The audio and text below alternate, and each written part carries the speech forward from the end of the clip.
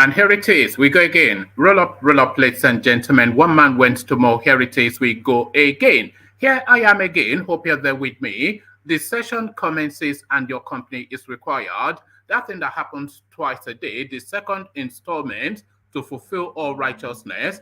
If you are available, avail yourself of what is going on here. One man went to mow. The eagle has landed. Another Savior, holy, holy, holy, holy, Adimebujuku. Another Savior, holy, holy, holy, holy, Adimebujuku. Well, this is Mobien. This is dedicated to the gallant heroes of the Nigerian Biafra War and IPO families all over the world. I remember the Nigerian Biafran War, in the thickness of the Biafra genocide. Hey, one man revived the vanishing hope to life. Let the great Biafran army to fight, and they were singing out, holy, holy, holy, holy, all the is another Savior. They were singing out, holy, holy, holy, holy, all the is another Savior. Holy, holy, holy, holy, all the is another Savior.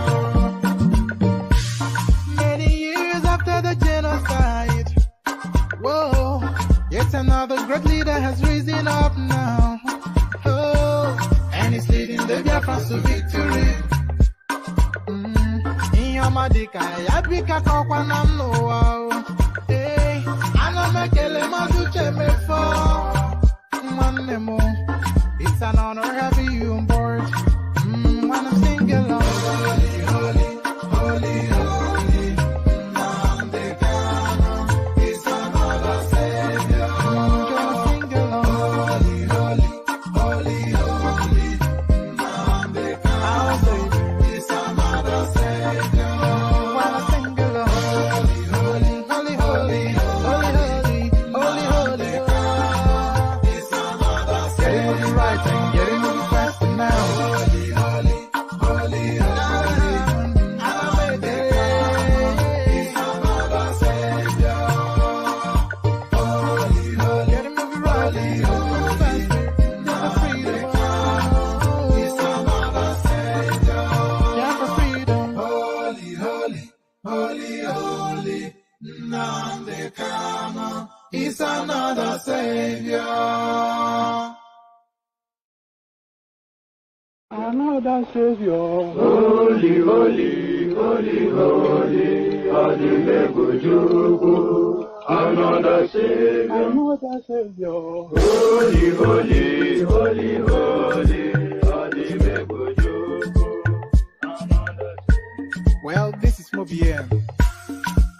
This is dedicated to the gallant heroes of the Nigerian Biafra War and IPO families all over the world. I remember the Nigerian Biafran War, in the thickness of the Biafra genocide. Hey, one man revived the vanishing hope to life. Let the great Biafran army to fight, and they were singing out, holy, holy, holy, holy, all the is another Savior.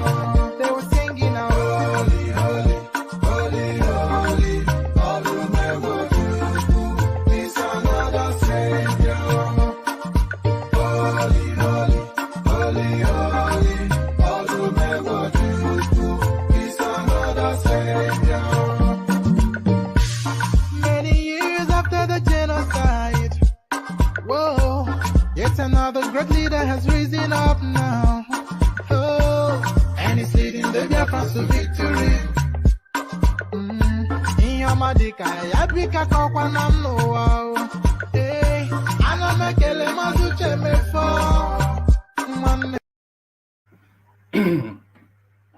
And there it is right there, the Holy Holy song from the farmyard singers from the eastern part of Nigeria. Holy Holy, as guys, I bring you this. 2023 plans to merge with NNPP is in progress, the Labour Party. So, this is an idea that was muted a few days ago, and it has been discussed endlessly, and it has been parked as unworkable for reasons that the ambitions of the two golden fleeces of both parties, Kwakwanso in NNPP and Peter Obi of the Labour Party. So their ambitions is that none of them seems likely to yield to that ambition or subordinate to the other. People cannot imagine Peter Obi stepping down for anybody, especially given the circumstances under which he left the PDP. And the ego of Kwakwanso is such that it is difficult to see him subordinate his ambition to somebody else. So we thought this was dead and buried, but alas not. 2023 plans to merge with NNPP is in progress. Labour Party. So quite what is still in play there, we'll find out shortly. So now it speaks to what a lot of people are suggesting might be a script being played out. But I'll just suspend my thoughts until we get into the discussions of it.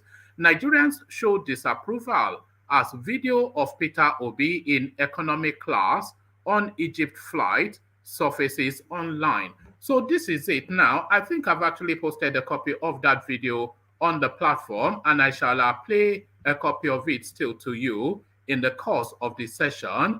But essentially now, a lot of people are starting to recoil from that Spartan man of simple needs narrative that Peter Obi wraps around himself. But is this the true color of the man, or is it an act that is putting on to do the man of the people sort of politics?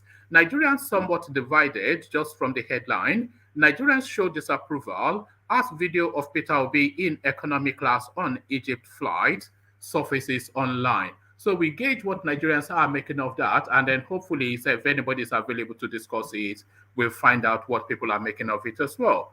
Indigbo, Yorubas are the problem with Nigeria. Ezefe is the person speaking, so a senior elder statesman from the eastern parts of the country. He now identifies the problem that he feels afflicts the nation Nigeria the most. He's narrowed it to two ethnic groups.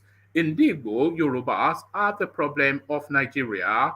Ezefe is the person making that headline. So what's led him to that thought? We'll find out shortly. Article's running mate, Southeast in final push as PDP move to screen Obi, to screen WIKE others. So that's the headline. So now, once upon a time, and by once upon a time, I mean 2 days ago, it was quite categorical that it was Ifeanyi Okowa that was getting that slot. But it looks as though WIKE has bought himself to that space. And if you look at now this headline now, the Southeast push, that runs contrary to the narrative of just 2 weeks ago that the Southeast said categorically that any Southeasterner who attempts to pick a running mate's slot will be stoned out of Igbo land, that it is the first seat or nothing. So they say 24 hours is a long time in politics, and nothing exemplifies that more than this headline now. Article's running mate, Southeast in final push as PDP moves to screen WIKE others. So there it is right there, the politics of expediency. So that's the politics of expediency in play there. So from expedient politics, we go on to politics as per norm. So it's not over till it's over. It's essentially where we can land now within the Nigerian political space, because you can permutate all you like, but the inner workings and the convoluted and somewhat complex landscape, it never really yields to any permutation. That is not to say that you don't understand the space. It's just to speak to the complexity of the Nigerian space. So we've been conjuring with who will be Tinubu's running mate. And then we came up with the thought that he cannot pick anybody other than a northern Christian. And we were settled on that fort until the missives, then the news started to filter out of inner quarters there that is actually going for a Muslim ticket and is going to chance his hand. So they gave us that hint, and then we started to conjure with names, and then they narrowed it to names that we have discussed. But it looks as though earlier on today, another headline now say that Tinubu is looking to pick a northern Christian. But this now latest headline, Nigerians react as APC reportedly picks Kano governor as Tinubu's running mate. So this is where we are in a fast evolving dynamic political space. So this is gospel as it obtains as at this moment, but it is not an absolute, as we know now not to make absolute statements. Nigerians react as APC reportedly picks Kano governor as Tinubu's running mate. So that is the latest that we're conjuring with. So we conjure with that. So they say backtracking. You know, sometimes you know what, there's different ways of backtracking. So there are different ways of backtracking, and all of you guys that have been guys in your days or are still a guy, if this present times is still your day, you know the process. So you are in a party, you are in a nightclub, etc., etc. You see that pretty girl and you sashay up to her, like you wanted to talk to her, but she cuts you cold, and then you use a stylish dance to retract your step as though you were not going to her in the first place. This is a technique that Yahaya Bello has perfected. I was only testing the microphone. Yahaya Bello says as he reveals future plans. So essentially, he's saying that this was just his debutante into that space, and his ambition, though somewhat an ambition, but not fully fledged yet. So this was his entree into the upper echelons of the Nigerian political dynamic. I was only testing the microphone, Yahaya Bello says, as he reveals future plans. So whatever failures or successes, he certainly puts his name as a thought within the presidential bracket. So somewhat of a success or maybe not. However you are viewing that, let me know. So the usual protocols, lean back, kick back, take it easy, relax into it. Click on the like button, please, as you are coming in. Click on the subscribe as well as you are coming in, and you can copy the link of the streaming and put it on your social media spaces, your WhatsApp groups, your Facebook groups, etc., to share the stream with others so we can fill up the place. So as you set about doing that, and then if you want to come and join me on the screen, by the way, click on the hyperlink that says StreamYard. That brings you onto the screen. It brings you into a studio space, I should say. And as soon as I finish reading out the talking points, then I'll let you onto the screen. So 3 stages. You click on the like button. You must do that as you're coming in. So do that as you're hearing me call out for it now, unless you have a good reason not to do it. And click on subscribe as well as you're hearing me call for it now, unless you have a good reason not to do it. Copy the link and put it on your WhatsApps, etc., so that we can fill up the place. And then if you want to come and join me on the screen, click on the hyperlink that says StreamYard. So as you set about doing the homework that I've just set you, let me provide a little bit of a bribery by way of a liquid nourishment. Your calabash to the ready as we join the guys. Water, only water, where they see ma. Water, oh yeah, she go for me, yeah. Water, only water, where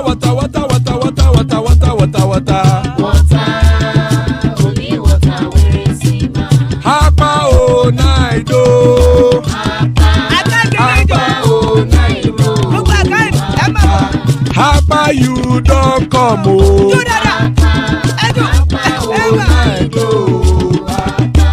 Hapa oh night oh.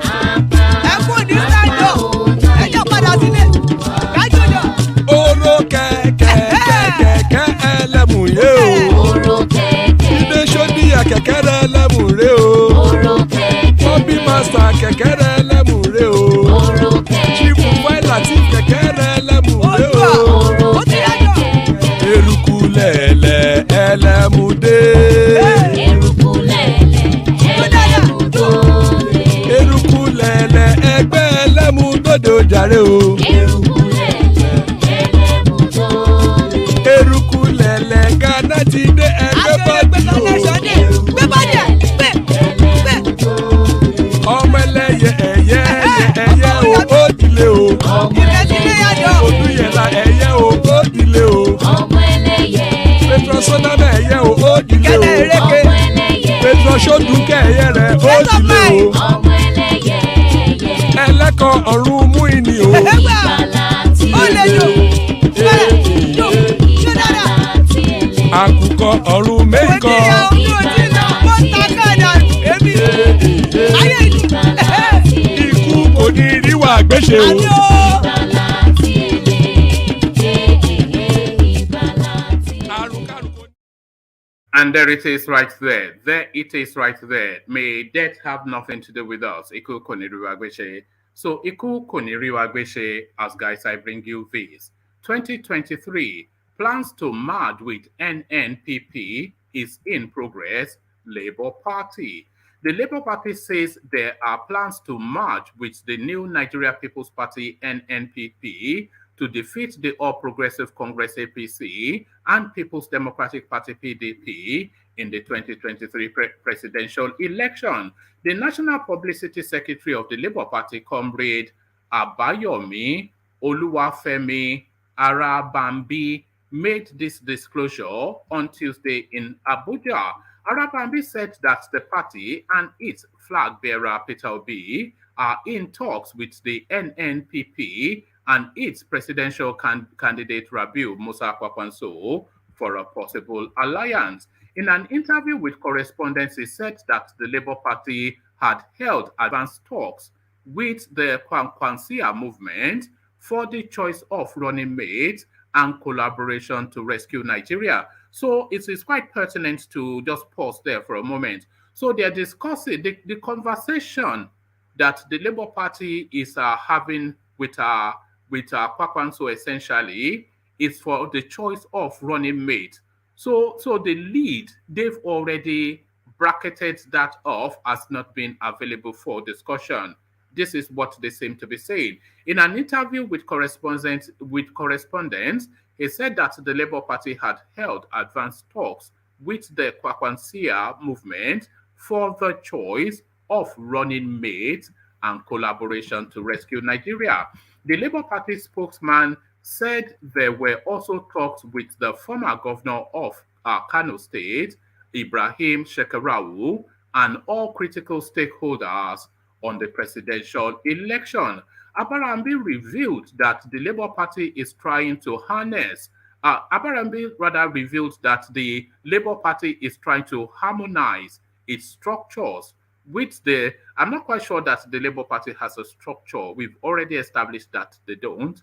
Abarambi revealed that the Labour Party is trying to harmonize its structure with the new Labour, with the Nigeria. Let me try that one more time.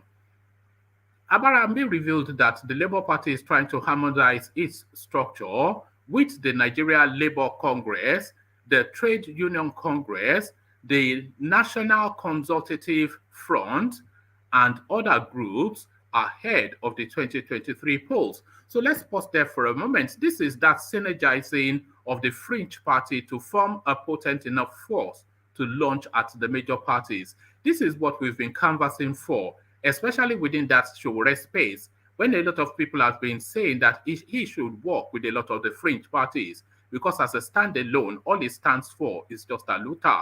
But his ego does not want to yield to that space. But serious politicians who know serious politics, acting seriously. Let me give you that paragraph again. Abarambi revealed that the Labour Party is trying to harmonize its structure with the Nigeria Labour Congress. So if they succeed in that, then they get the workforce. But what does that mean? Because the workforce still individually have their own politics. The Trade Union Congress, so this is sounding very much as a far left sort of a movement. The National Consultative Front and other groups ahead of the 2023 polls. We are putting together our structure with the Nigeria Labour Congress, the Trade Union Congress, the National Consultative Forum, the Civil Liberties Organization, the Christian and Muslim community, the youth group, everybody. And we're trying to harmonize our structure, and everybody has come on board now. He said, recall that the spokesman, National Consultative Forum, Yunusa Tanko, had said there are plans to merge with Labour Party and NNPP to defeat the APC and PDP in 2023. According to Yanusa Tanko, merging the two political parties is an idea they had seen on the ground, and they believe that Obi, who is already grounded in the southern part of the country, needs to work with Kwakwanso, a strong person in the north. Tanko said that the two former governors have exhibited character, resilience, and determination whilst working closely with the disadvantaged. So there it is right there. It looks as though now a mass conglomeration of a satellite fringe party to form potent enough, because some people are somewhat derisory regarding the Labour Party. Remove Obi from the Labour Party and they go back to their 5,000 votes that they get at presidential elections. Add Peter Obi to that, and you don't see that sufficient enough then to land them their Sorok seat. But then if you add Kwakwanso to that, if you add Ibrahim Shekarau to that, if you add the Labour Congress, the trade unions, and all of these satellite groups, if you add them together, then they are suddenly becoming a serious entity to contend with within the political paradigm. So from that to this, Nigerians show disapproval as video of Peter Obi in economy class on Egypt flight surfaces online. And I have the clip, which I shall play to you at the end of the readout. Nigerians have shown their disapproval with the Labour. Nigerians have shown their disapproval with the Labour Party presidential flag bearer, Peter Obi, after a video of him in economic class during his flight to Egypt surfaced online. In the video, the presidential candidate is seen having a discussion with one of the passengers. However, Nigerians have reacted angrily to Obi's decision to board economic class, as some have stated it is a pretentious act. Read below some of the comments. So this is Tunde. Now this one, it take F up. Which one be fly economy? Why they fly economy all this while? Why they fly economy all this while? But I think you'll find that Peter Obi has always flown economy, at least according to him, because he says that the difference between that economy and first class is an amount that changes somebody's life. So that's the reason why he traditionally he's always flown economy, according to him. So let's take Tunde's comment again. Now this one he take F up. Which one be fly economy? Why they fly economy all this while? Why he now won become president? He choose to fly economy. I like him and would want someone like him to be president. But all this he is doing, flying economy, is not needed, and no reason for all this social media validation. So this is young skills, the next person. Omo, I no trust these politicians. Now only God know within their heart. This is Mr. 2K. 2017, I was flying. This is Mr. 2K. 2017, I was flying from Abuja to Lagos. Eric Air. So I say on business class and saw Peter Obi walk to economy and sat down. I cleaned my eyes and looked at him again to be sure it was him. Truly, it was him. I was shocked and humbled. He's just a simple man in no deform at all. Very, very approachable. This is not a format. That is his personality. Here is a Richie Rich. Oga, make una know they do like say una know how it dey be. Why e no fly economy since? Well, I dey look till next year, Sha. So that is what he thinks. That boy Demola una don dey overdo this thing. This is Brownie. He didn't do it out of campaign. I have personally seen him on flights from Asaba to Lagos as of last year. Recall that the former governor announced via Twitter on Tuesday that he was visiting Egypt for a detailed study of comparative countries to Nigeria. Obi will be understudying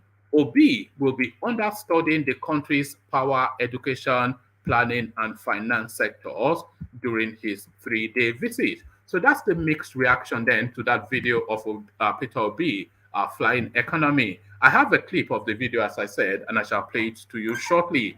Indeed, Yorubas are the problem with Nigeria, is a Efe making the headline.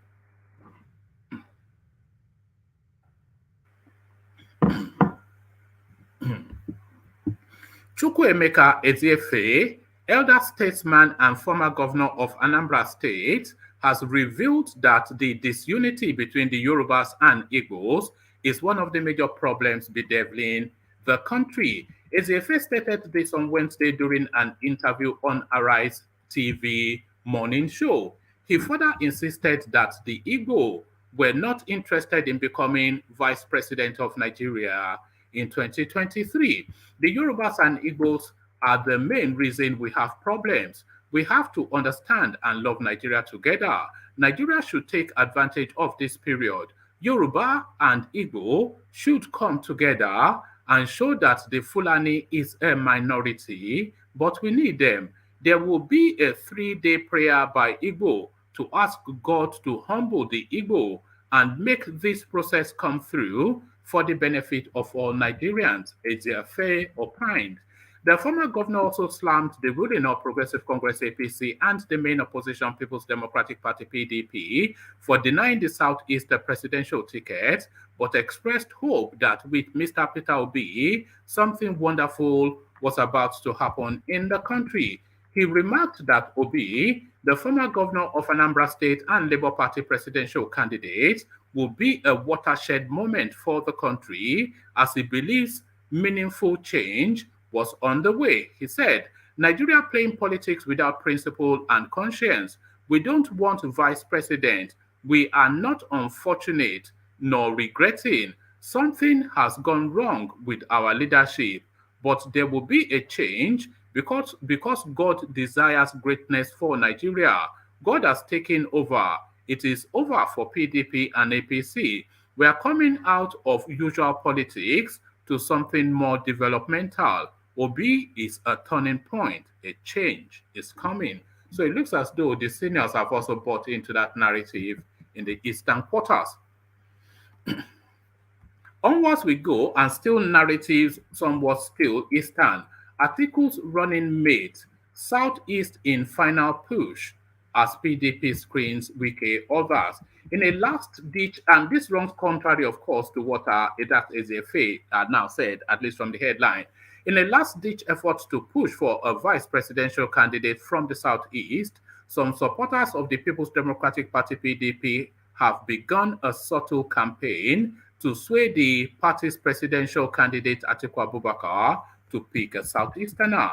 Correspondents gathered in Abuja on Wednesday that the Senator Oyochia Ayu-led PDP National Working Committee approved the recommendations of its panel, saddled with the responsibility of assisting the party's candidate to choose a running mate. The panel, it was gathered, recommended 3 persons: Governors Udom Emmanuel, Ifeanyi Okowa, and WIKE, after which the Rivers State Governor, Yemsin WIKE, was said to have garnered 13 out of the 17 votes to emerge as the top contender for the job. It has been alleged that in an attempt to stop WIKE, some of his opponents are said to be behind trending videos of his previous media interviews in which he vowed never to accept the vice presidential slot. One of the party's chieftains from Kogi State, Musa A. Musa, who is a proponent of a Southeasterner getting the job, had, in making a case for this zone, said, since Atiku, a Northeasterner, is our candidate, it is only logical that the vice presidential position be micro-zoned to the southeast. He based his argument on the fact that the zone had not produced a president since Nigeria's return to democracy in 1999, and that the zone has remained consistent in voting for the PDP. Speaking in a similar vein, in a previous interview, former Enugu State Governor and current Senator representing Enugu East in the Senate, Chima Roke Nnamani, said, how can we, Indigbos, be proud to belong to a union where we cannot aspire or be considered for top positions?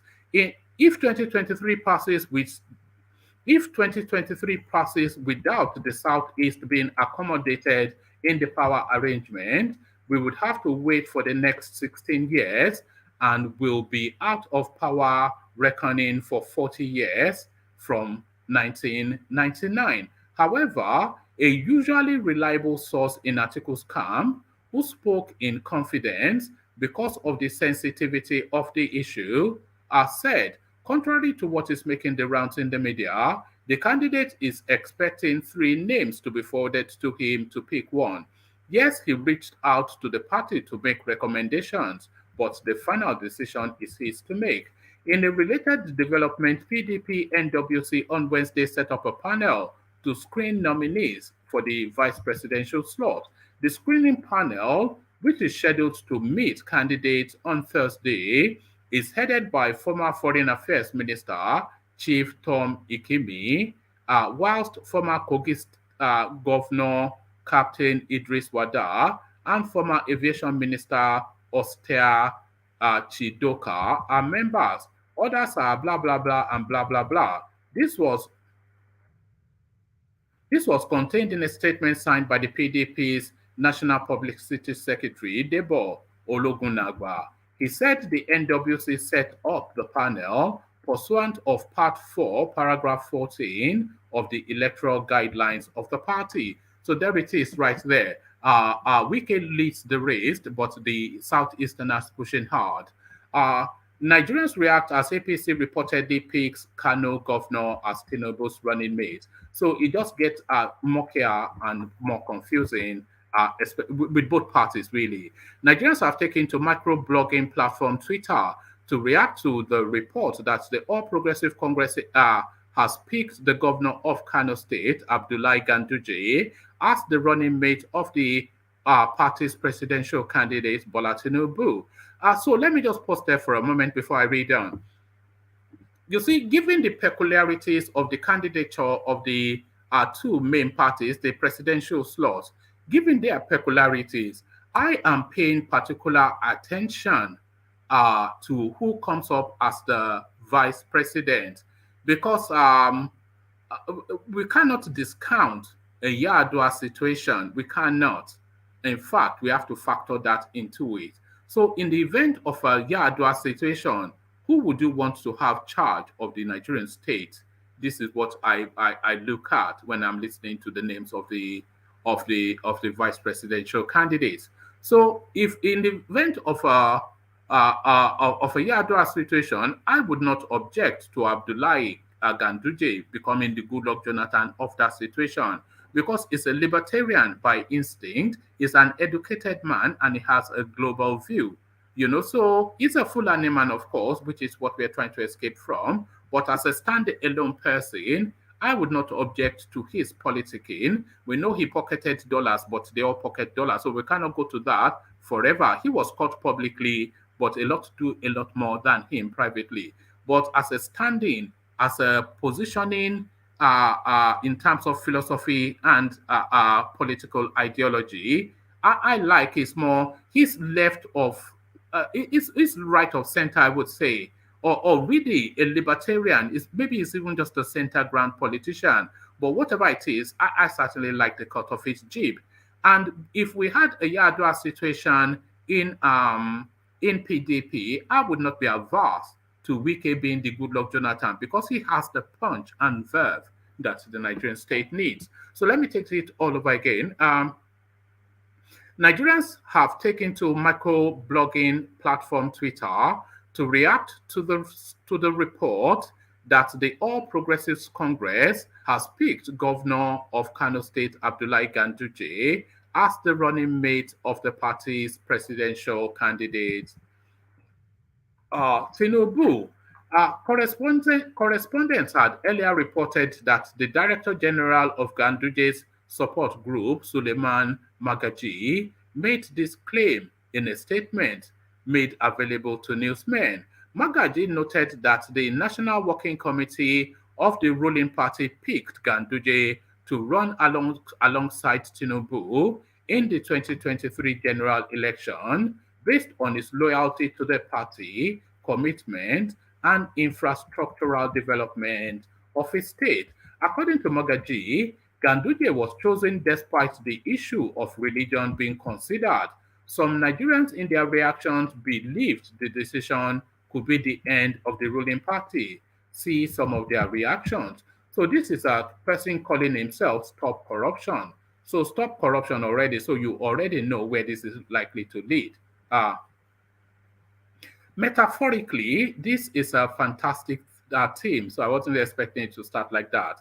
Metaphorically, this is a fantastic team.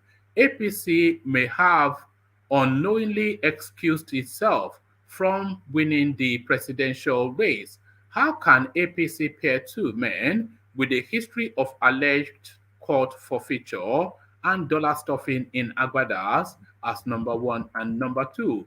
The video and documents are out there. So here is Milan 360. What a combo. Oga Bullion Van and Oga Dollars. Nice. Here is another one. Body James Megida. Beginning of the end for APC.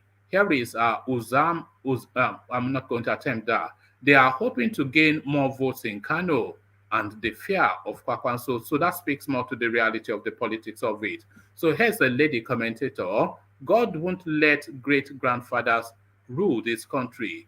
Nigerians are tired of unhealthy men to run the country. So I won't even say that's more of I would say that's a mixed feeling. That's somewhat of a rejection. So this now the last readout, and then we see who is available to take it on. I was only testing the microphone, Yahaya Bello says as he reveals our future plans. Presidential aspirant and Kogi State Governor Yahaya Bello has revealed that he will run for the presidency in subsequent elections. The Kogi State Governor said this to State House correspondents on Wednesday, shortly after meeting with President Mohamed Buhari.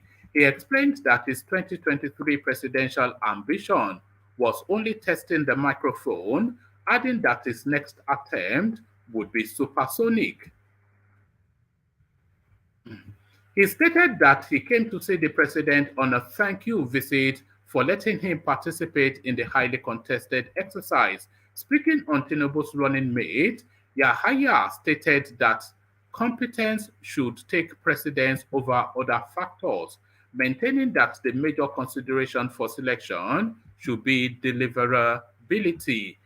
To his supporters, Bello appealed for continued assurance on to his supporters, Bello appealed for continued assurance in his presidential bid, saying, sometimes you win some, and sometimes you lose. He urged them to support the current flag bearer of the All Progressives Congress in the next year's election. So there it is right there. So I'm just loving some of the excuses that we're hearing as people begin to lick their wounds. So Pastor Tunde Bakari, he told us that the zero that is scored in the presidential primaries, that translates to mean a zero for bad politics.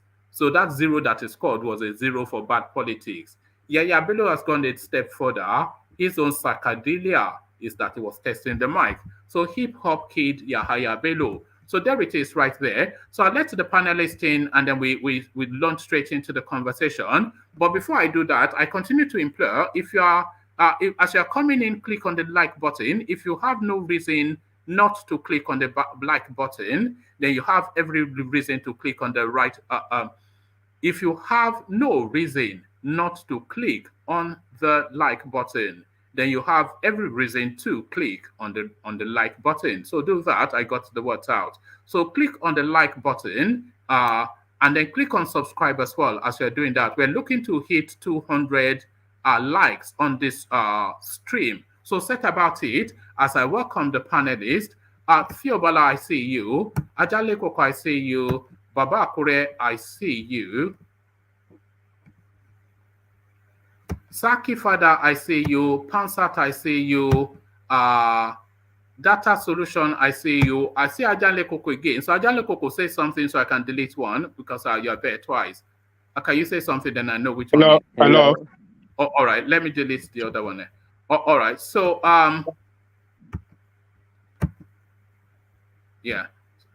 So Meadowman, I see you, and then an enigmatic Hindu, I see you. So good to have you all, gentlemen, and then Thomas, I see you as well. So good to have you all, gentlemen. So before I launch straight into it, yeah, thank you.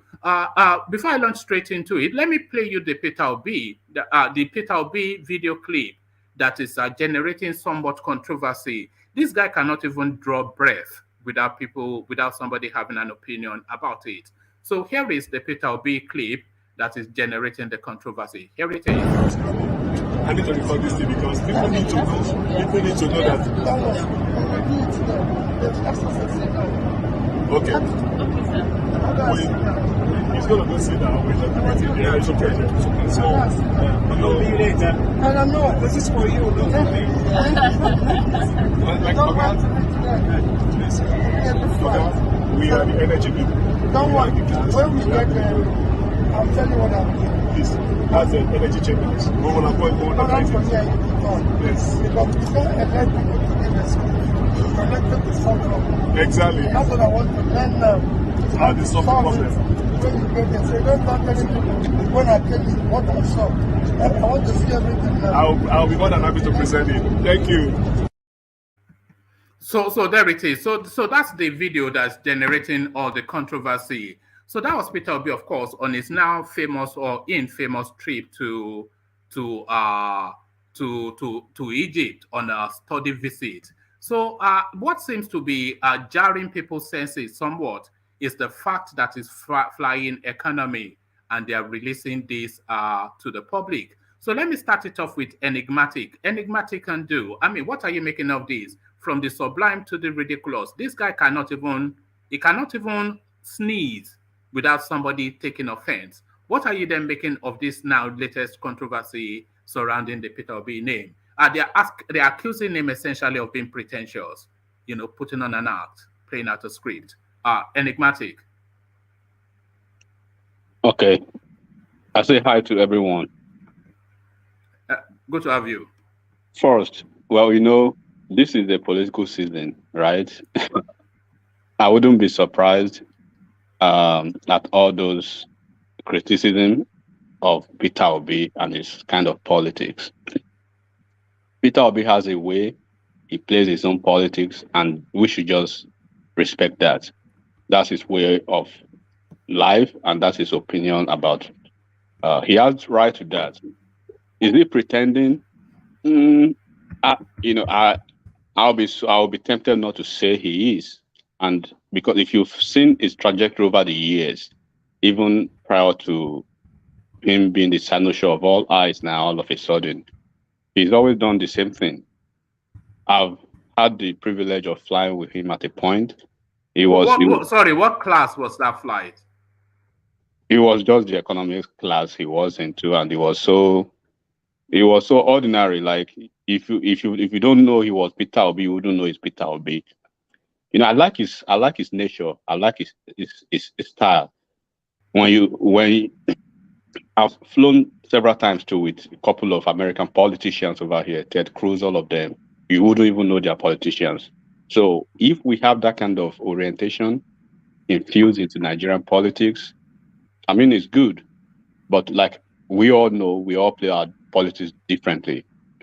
You wouldn't see a Tinubu like that. You wouldn't see Atiku, in same fashion. You wouldn't see even Mogalu in same fashion. But that is his own politics. We should respect it. And this brings me to what I am saying about Peter Obi and his politics and his support base. Look at the man, as simple as he is, right? I said it here the other day that his greatest undoing so far, as everybody is seeing it. I mean, when I mean everybody, rationally thinking human beings, right? They are the ones who are causing problem for this man. They are too toxic. They are too arrogant. You don't play politics like that. Obi wouldn't play that kind of politics. Why are you putting him into trouble? Why are you putting him into that kind of? Why are you dragging him into that kind of politics? His politics is simple. His outlook about situations, easy and solution based. He prefers solution to stuff. He doesn't just go online and start. You can't even have a meaningful conversation with them. You'll be irritated the moment you are doing that. You cannot tell them. You can't even give them a suggestion. You can't even do that. Look at Peter Obi. We had that. Sorry, we had that just in an earlier session when we were trying to have a civil discourse around this same name. But you should have seen the comment section. It was just blowing up with abuse. But I was almost tempted. I was almost tempted coming over here, but I was coordinating some meetings and everything. I couldn't. But it was what I'm trying to say. If the approach is kind of politics, the way the man himself approaches is kind of politics. I swear, they will gain more momentum than what they think they are gaining. When you have a product, right? When you have a product, you leverage on persuasive strategies, on empathetic strategies to market that product. When Biden was coming into the arena of 2020 politics, it took certain big wigs like Obama to convince him eventually to come to the arena. Eventually, when he bowed and he threw his out to the ring, right? There were so many criticisms, there were so many jibes about him, but he told his fan, just tamp it down, mellow down, let's play it cool. Even when you saw his primaries with other Democratic presidential candidate during the primaries, same Kamala Harris, who is Biden's vice president now, went almost ballistic against Biden, but Biden kept his cool. He played his type of politics, and that endeared a lot of people to him. Right? Obi will be a good president. I've always said this. You do not need to go daggers and run everybody. Everybody will not be on that train, for God's sake. My team, I'm Team Shuore all day long. I want Shuore to be president, right? But I'm always saying it is Shuore's kind of politics. Is that kind of policy taken to Aso Rock? Absolutely not. But has it done its best to showcase what he has to Nigerians in his own way, in his own wisdom? He has, right? He has his own base. He has his own support. But we are canvassing for what Shuore can do. I'm not saying one man, if you are not joining this team, God forbid you. Baba Akure, if you are not joining this team, God punish you. We are not saying that. We are letting you see what Shuore can deliver, what Shuore can do differently. This is what Obi's team, I believe Obi should come out now, because these people will spoil it for him. We know he's not, I'm saying it, he's not going to win the presidency. We already know that. Now, even he knows that, I suspect. And he knows that. He's not stupid, but he can work. This can be a referendum. This can be a referendum he could leverage on for 2027. He can come together with Kwankwaso, with Shuore, with Mogalu to form a very formidable team when they see what he can do already, because he has a platform in Labour Party, but his people in the Southeast, they will mess it up for him again. They are the one who is always messing things up for Obi, and when they mess it up for him, Obi will be confused to even know where he's going. At the end of the day, Do you He think when wouldn't they even know mess what it? to do. Do you think when they mess it up, they will blame the Yorubas? That's Of course, usually of course, that's usually the tradition. of course, just like Republicans, they will always blame another person for their for their own doings, right? We are telling them now, Obi is a good product. Do not mess it up for him. You're already messing it up. You go to the go to Twitter. Go to Twitter. They don't One even man, know I you. like to follow enigmatic if it's possible. No, I will run the order, but thank you. Please cooperate with us this time around. Pansat, carry on. Enigmatic. Yeah. Yes, sir. We all have an idea of what Nigeria should be like. We all have a prophetic mindset of what Nigeria should be like. Good one man, you live in a sane environment. Babakure, you live in Canada. I live here in the US. We're all professionals. We're all highly educated, right? Everybody here, we're all highly educated. Forget about the fact that you are Yoruba, you are Hausa, you are Igbo, or you are not. I schooled in the East, okay, and I saw Peter Obi's politics. Nobody can tell me about Peter Obi, right? I saw his politics. I saw his kind of politics. I saw Ngigi's politics. I saw Mbadinuju's politics. I saw the two Orji's Okalu's politics. The Theodore Orji Okalu. I saw all those southeastern politicians' politics. Peter Obi is a different man entirely. If we have our way in Nigeria, if I have my way in Nigeria, Peter Obi will be the president. Kwankwaso will be the vice president. Shuore will be the SGF, right? But when we turn it around because of the demographics and everything, Kwankwaso will be the president, Obi will be the vice, Shuore will be the SGF, right? But that is a wishful thinking. We all know that. What I'm saying, and if all the folks are here now, I know a couple of them in CBD. We are not enemies. Leave it. Yes, I'm saying it. We are not enemies. We are not enemies. We want the best for Nigeria. If Peter Obi is the man who can do the job, let's help him get there by making friends, not by making enemies. You can never get to where you are getting to. Look at what Tinubu is doing. Tinubu is shaking hands across the nation. That's why it's kind of politics different. Enigmatic. Do you think it's testament to just how potent the opposition finds Peter Obi, that the attack against him is so visceral? No. Just in the earlier session, they were attacking. Hold on, they were attacking him for not visiting Ekiti and going to Egypt. Even still, that they are attacking him for flying economy. If he had flown first class, they will say, "Look how wasteful he is." If Tinubu flies his own private jet, most of these guys fly private jet. What do they call them? They call them corrupt. They call them, so many names. They resort to subliminal tirades and derogatory languages against them. Just in Yoruba language, there's nothing you can do, right, that will satisfy human. What you can do is conscientiously do the right thing that is peaceful to your heart, right? So Peter Obi is not having APC and PDP. They are not having sleepless nights about Peter Obi. What they are having is probably. You think they are not? What they are having sleepless nights. Yeah. What they are having is they are sleeping with their eyes open. They are sleeping, but their eyes are open, but they are not having sleepless nights. It's different.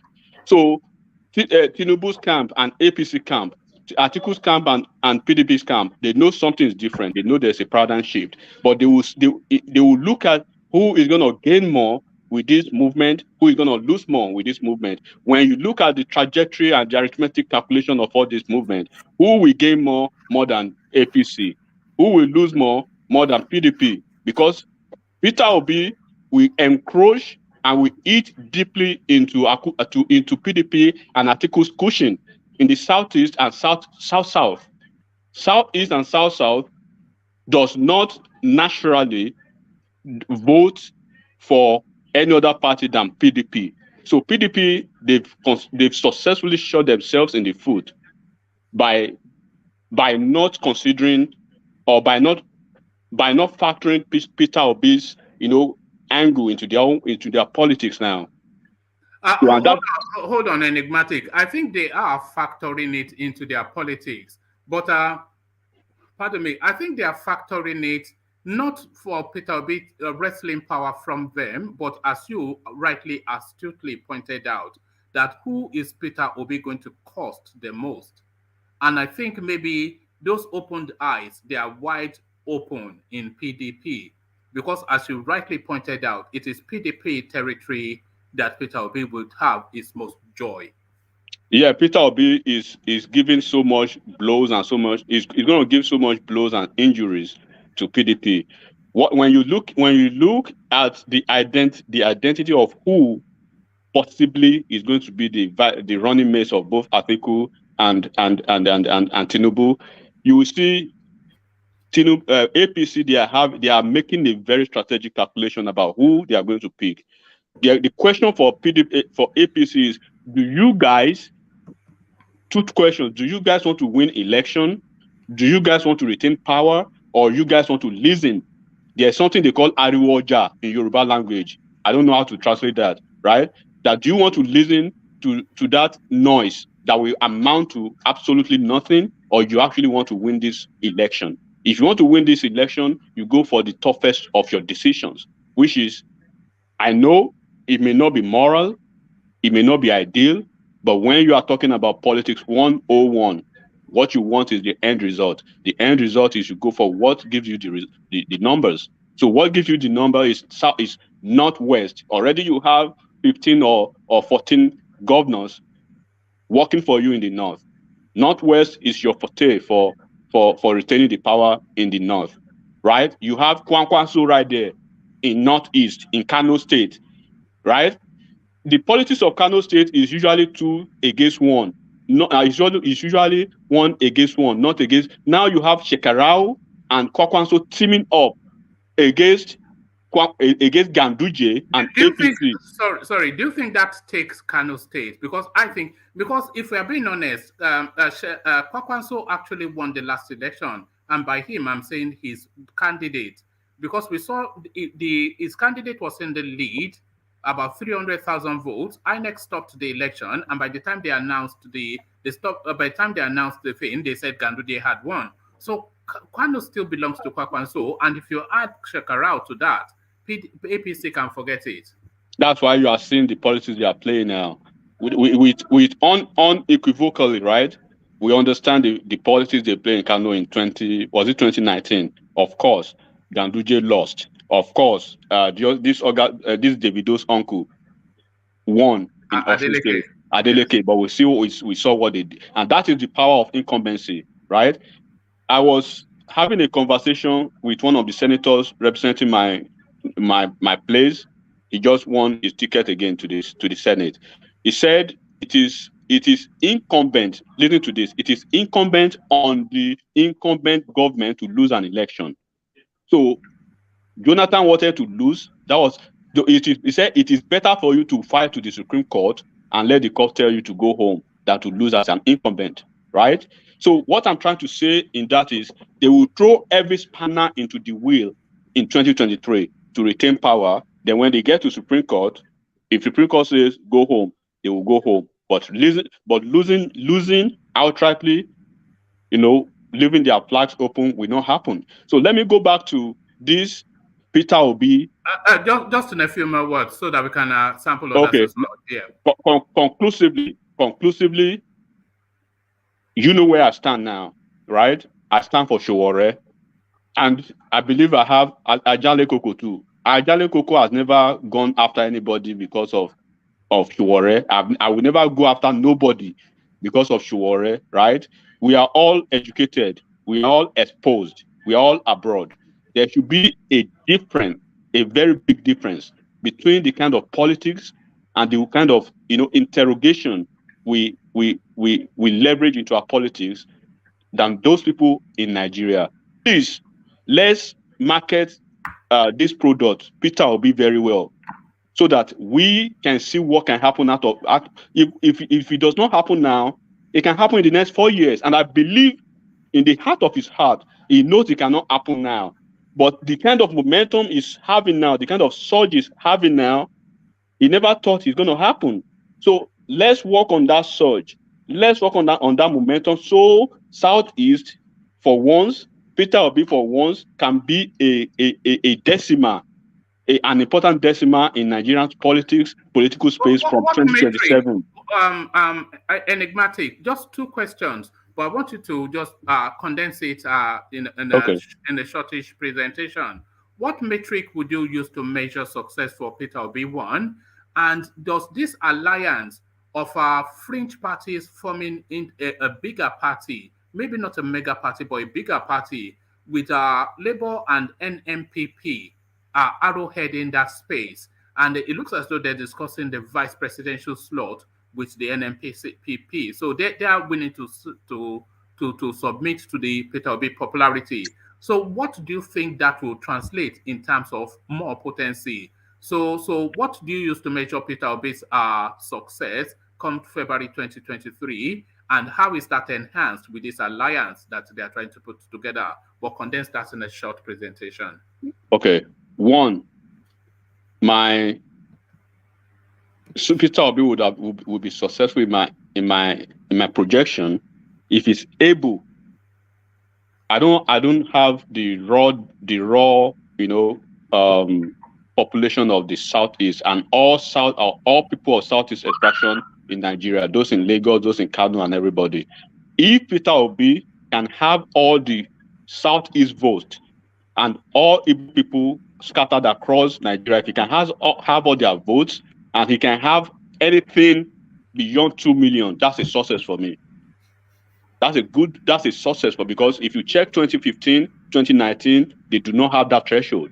So if you can have that, then it means from next 4 years, then they already have a platform. They have something they can build on if they do not mess it up with those internal with IPOB and Biafra stuff again. And then what does NNPP add on to that 2 million? What do they add on to that? Or is that part of the 2 million? No, that's for Peter Obi's part alone.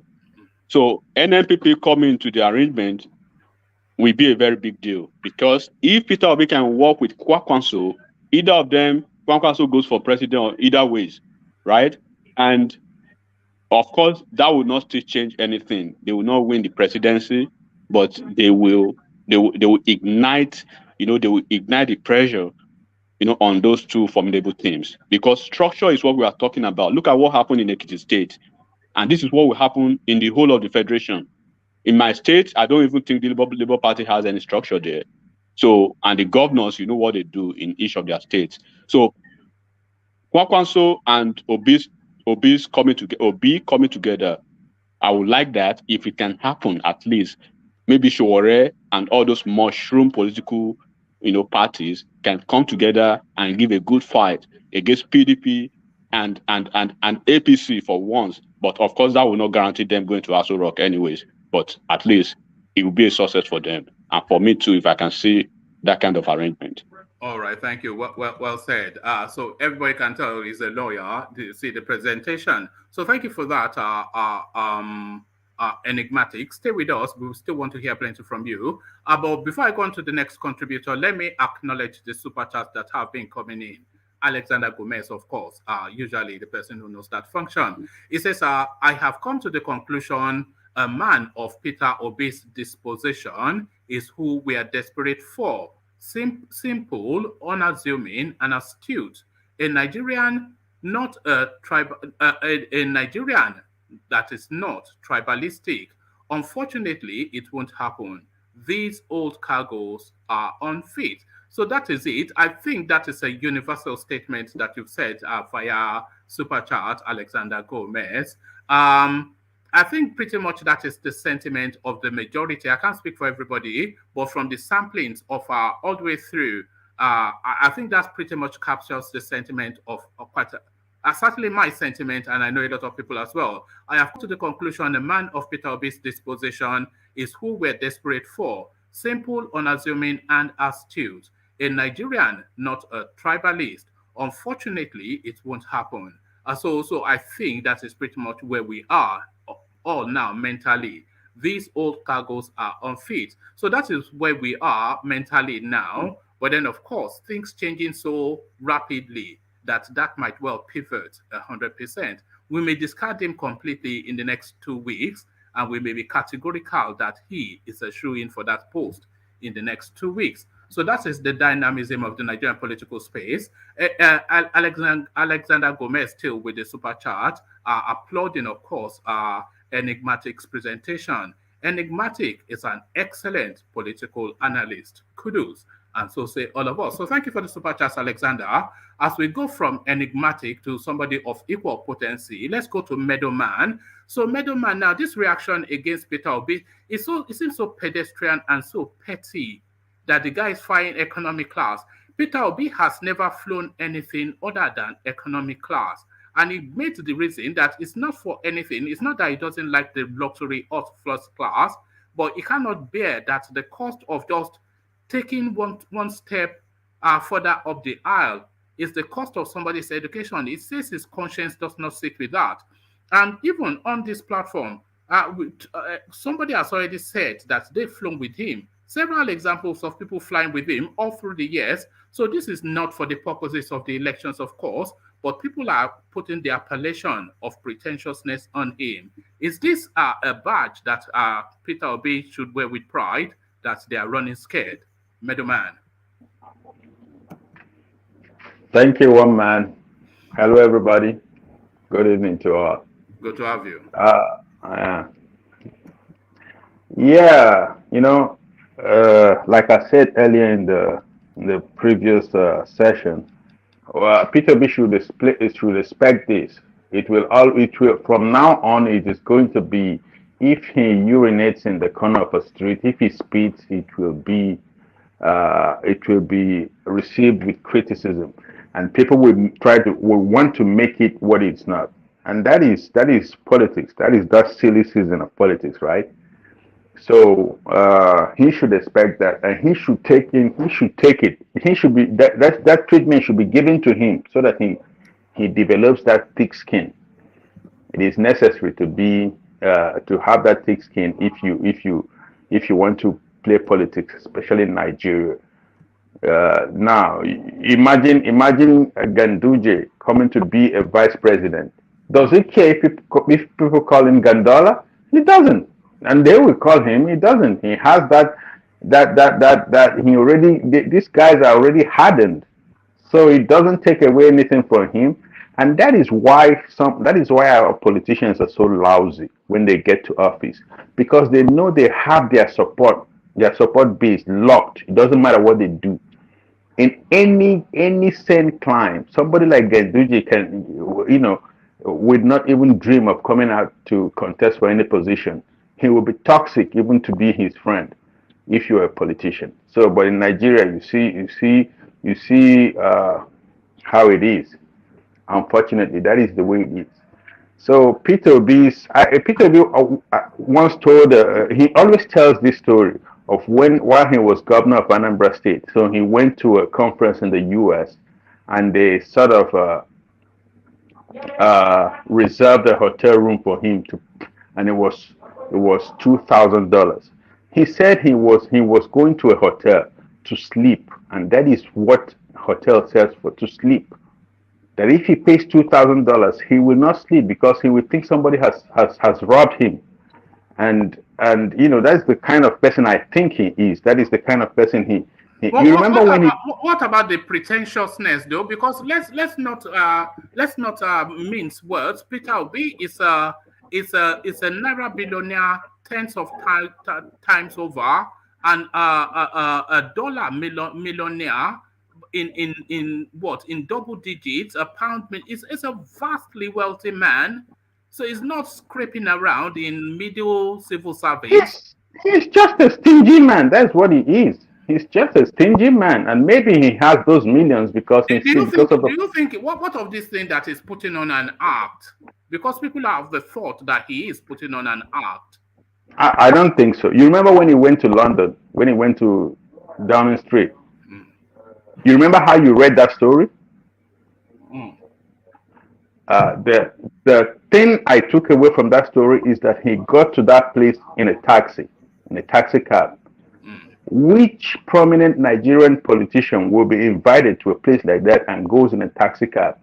It's So limousine that convoy now. Limousine convoy. exactly. And that time he wasn't. He didn't have all this publicity and all this momentum or whatever he has right now. So that goes to show that it is probably the kind of person he is. It doesn't look to me like he's pretending.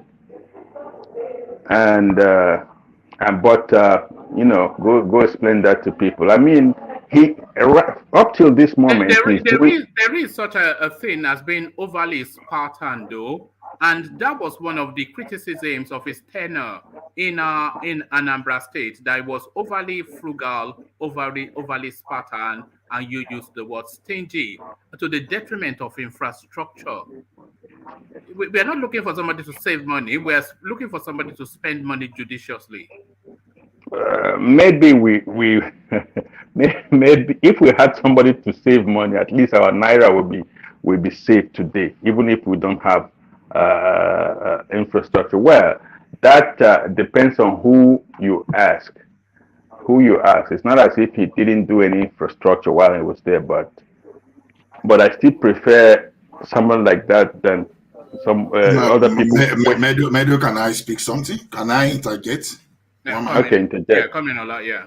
You see, there are lots of ways you can improve your naira. You see, what woman is saying by someone spending on infrastructure, you see, it's an accountant that will see savings as putting money somewhere, but an economist we see savings as investment in critical infrastructure to create jobs, to generate more money, and where there's a correlation between job creation and security.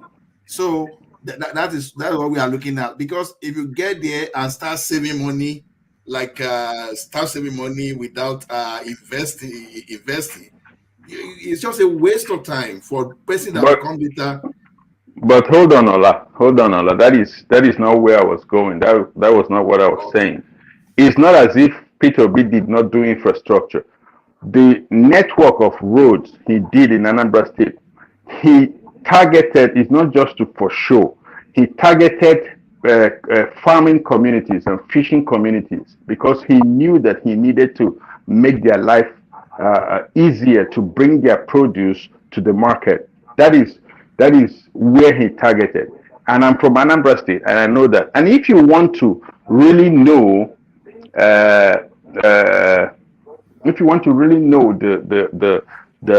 performance of a government, like a local government, you ask the people.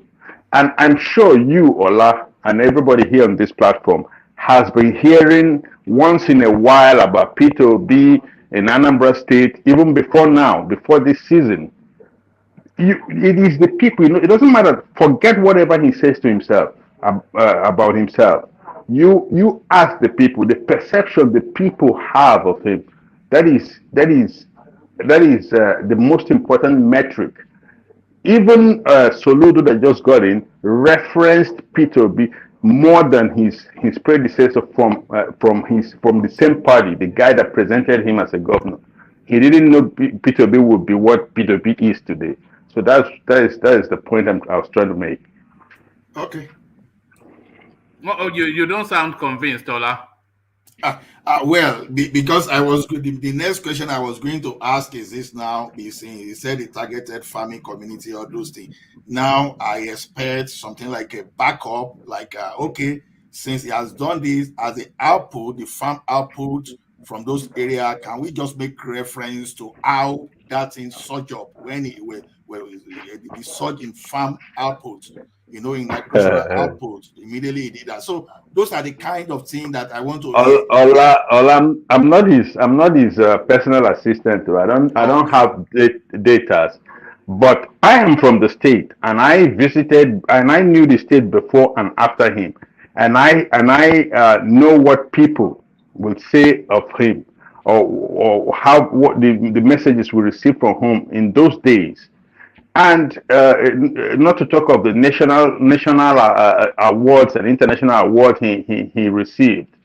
Those things are more important than whatever he can tell you about himself. Now, like I said, I'm not. You see, this P2B whole thing. This let me reveal something here. This P2B whole brouhaha. My personally, now this is me speaking personally for myself. The only joy I take away from this is this surge in vote in the registration for PVC of my people, especially in the southeast. You know, the Igbo people in Nigeria, especially at home in the southeast, the last time these people really participated in the electoral process was in the Second Republic. It was the last election between when Shagari won with Alex Ekweme. That was the last time. In this new dispensation of democracy, they just voted. You know, they didn't care. People don't go out. They don't go out to vote. They don't make it. They go to their businesses because they didn't think they had a stake in the country. And that is why all this movement of IPO, all this separatist movement came and took over, because these people saw nothing to hope for. They saw nothing to hope for in the polity. Now, I prefer these people now going to arm themselves with PVC instead of pump action, instead of AKs. You know, that their anger, they express it in the voting, in the ballot, instead of going to attack people on the street. So that is my personal, you know, what I take away. So for me, like one man asked, what would be victory? For me, I already have my own personal victory. You know, that is very important for me. What will be victory for Peter Obido? What will be, and you can go as far as to say taking the presidency, because that is in play too. But what metric would you use to measure success for Peter Obi? Now, success for me, I have explained. Number two success is giving PDP a beating in the southeast. We voted for these people, even to our detriment. We stood with PDP during Jonathan's time. Even if Jonathan later turned to APC, we voted knowing that we will be punished for it. And with Atiku, we came out and confirmed that vote, knowing that punishment was coming. But we stood with them, and they violated their own internal agreement against the Southeast. You know what is painful sometimes? When I remember that when you used to present your program here and say, oh, the Igbo elders are going to beg for, that was painful. That was usually they still are begging, by the way, but this time for the vice presidency.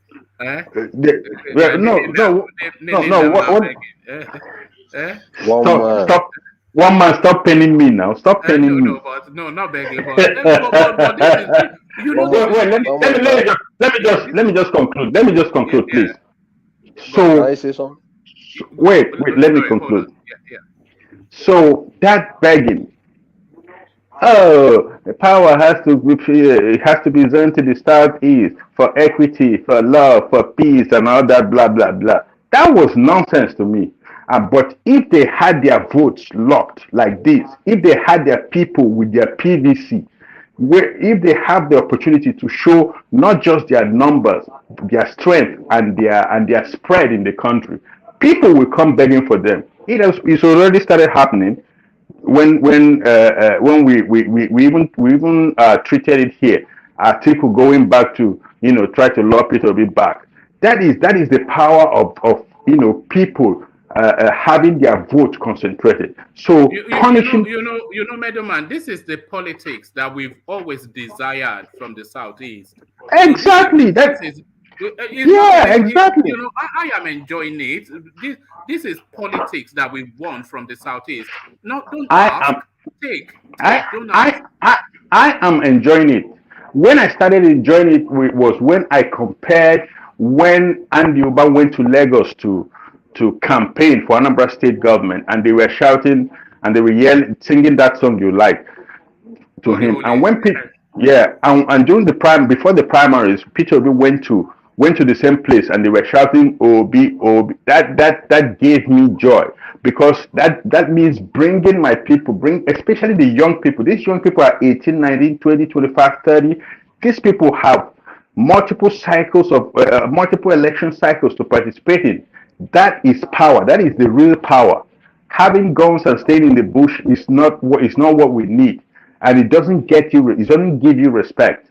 So that is what gives me pride. So personally, I would say, just to conclude, that success for me will be giving PDP a big beating in the southeast, and biting them in the nose in the south. So, but generally speaking, maybe in the numbers, if Peter Obi can garner 3, 4, 5 million votes countrywide, he becomes a political giant, right? He becomes, and if he can lock that fellowship, not like Kwankwaso has. Kwankwaso has been out of power for some time, but he still had those votes locked, and that is why he has the respect he has today. That is why people are afraid of him. But Peter Obi's own is different, because let's even admit that only Igbos will vote for him. They have the number and they have the spread. That makes him a power to contend with. All right, thank you, Medoman. So a lot of what is happening is actually some of the things that Ajan Lekoko himself has always advocated on this platform, that in a peculiarity like Nigeria, the politics that will be most effective is a regionalized sort of politics, and it looks as though that is happening via osmosis. But let's hear from Saki Father, who wanted to interject before I go on to Thomas, who will take the floor. Yeah, so Saki, you wanted to say? Yeah, thank you, one man. I enjoy this program, but one man will always go to Mo, and he will always like to move against Peter Obi. Why?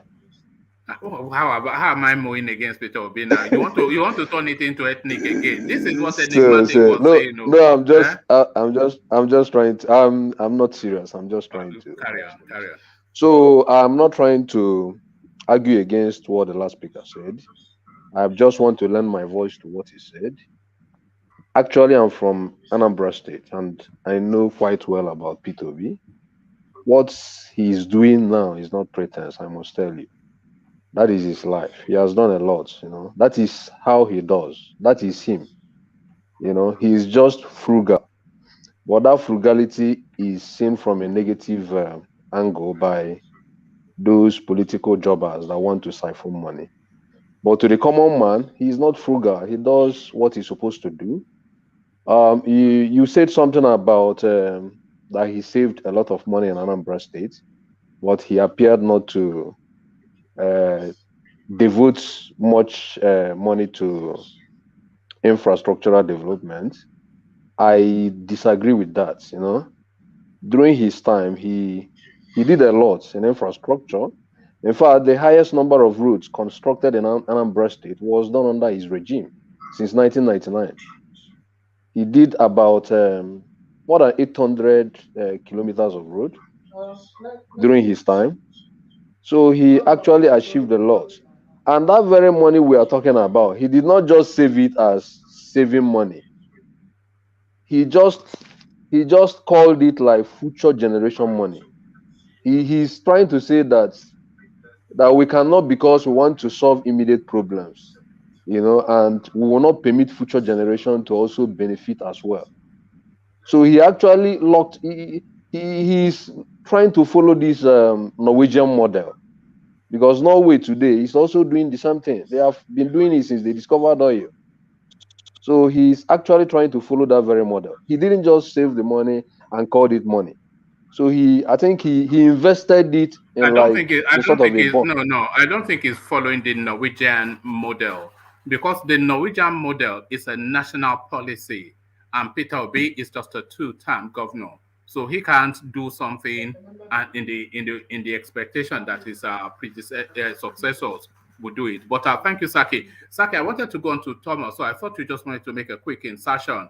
And when you told me you are from Anambra, but you said Peter Obi, it made me suspicious because No, no, no, no, people from Anambra they no, don't. no. I'm not. People from Anambra they don't say Peter Obi, they say Peter Obi. So that's what they say, Peter Obi. So yeah, I suspect they are not. Okay. It's Peter Obi. Why No, did I'm they say from. they can't even? You I'm can't from. even pronounce I'm, Peter in the southeast. no, I'm from. I'm Peter from Obi. Anambra actually. All right, brilliant. Let me go on to Thomas Saki, still to come back to you. But Thomas, at this space now, somewhat preparing pay politics. Shekarimi is what this guy is being accused of. Everything almost like a stunt. Is this guy trying to game the Nigerian space? Well, because we saw it with Buhario, a man of simple means, a Spartan man, a man that just drinks akamu and akara just for breakfast, and that is his meal for the day. That was how they sold Buhari to us. But look what we are seeing now. They are borrowing money to loot, and the country is falling apart. So rinse and repeat is what people are accusing Peter Obi of. Shekarimi politics, Ojuaye, Thomas. Thank you, one man. Good evening, everyone. Before I go on, let's like the channel, subscribe, and God bless everyone.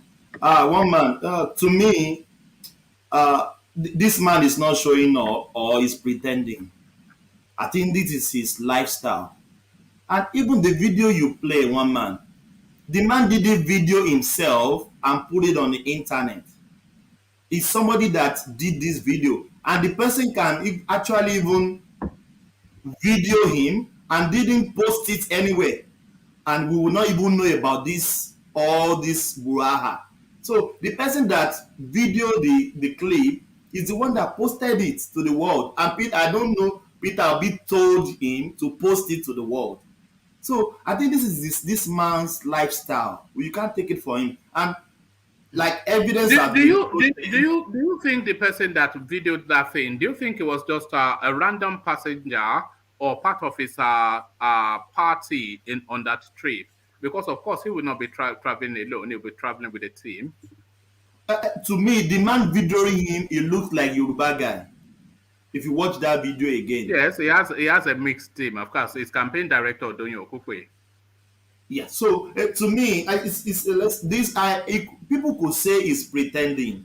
I can buy that argument, but Enigmatic said here he has flown with this man before on economy, and you read some comments that I flown with this man before on economy. So I think this is just his lifestyle, but that doesn't equal to that the man will be a good president. But we can't say that he's pretending. No. If it was flying one man, let's just say now, we just saw Tinubu on economy, and he has been flying private jet before. We can say that is pretentious, he's pretending. But this man, he has been flying economy. Many people have testified to it. Many people have flown with him before. So I can't really say he's pretending. That is my opinion. Everybody have their opinion, but in my humble opinion, I can't say he's pretending in any way. This is just him. He's an economist. We count them as stingy person. Economists, they are stingy person. Even in Western world, they don't spend money. They will be driving a raggedy, very wretched car, and they will have millions. So that is just their lifestyle. Anybody economist, they are not flamboyant person. Even if their family want to spend flamboyantly, they will caution them. They spend their money judiciously. So that is just him, one man. I can't fault him, but that doesn't mean he could not be a pretentious man. But this lifestyle of flying, what they call it, economy, I think this is his lifestyle. I will give it to him. I will give him kudos for that. Because if you were to be flying private jet or flying in business class or private jet, and immediately he got the LP presidential and he start flying economy, we can say he's pretending. But this is just his lifestyle, one man. And I will give it to him. I respect him for that. Economists, they are stingy. Even their family member, they don't like them because they don't want to spend money. One man, you bring a story here now. that he said his firstborn he doesn't have a car or something. And you will say that man of high quality, maybe his son should be driving Ferrari, driving Lamborghini, stunting in Abuja, driving exotic cars.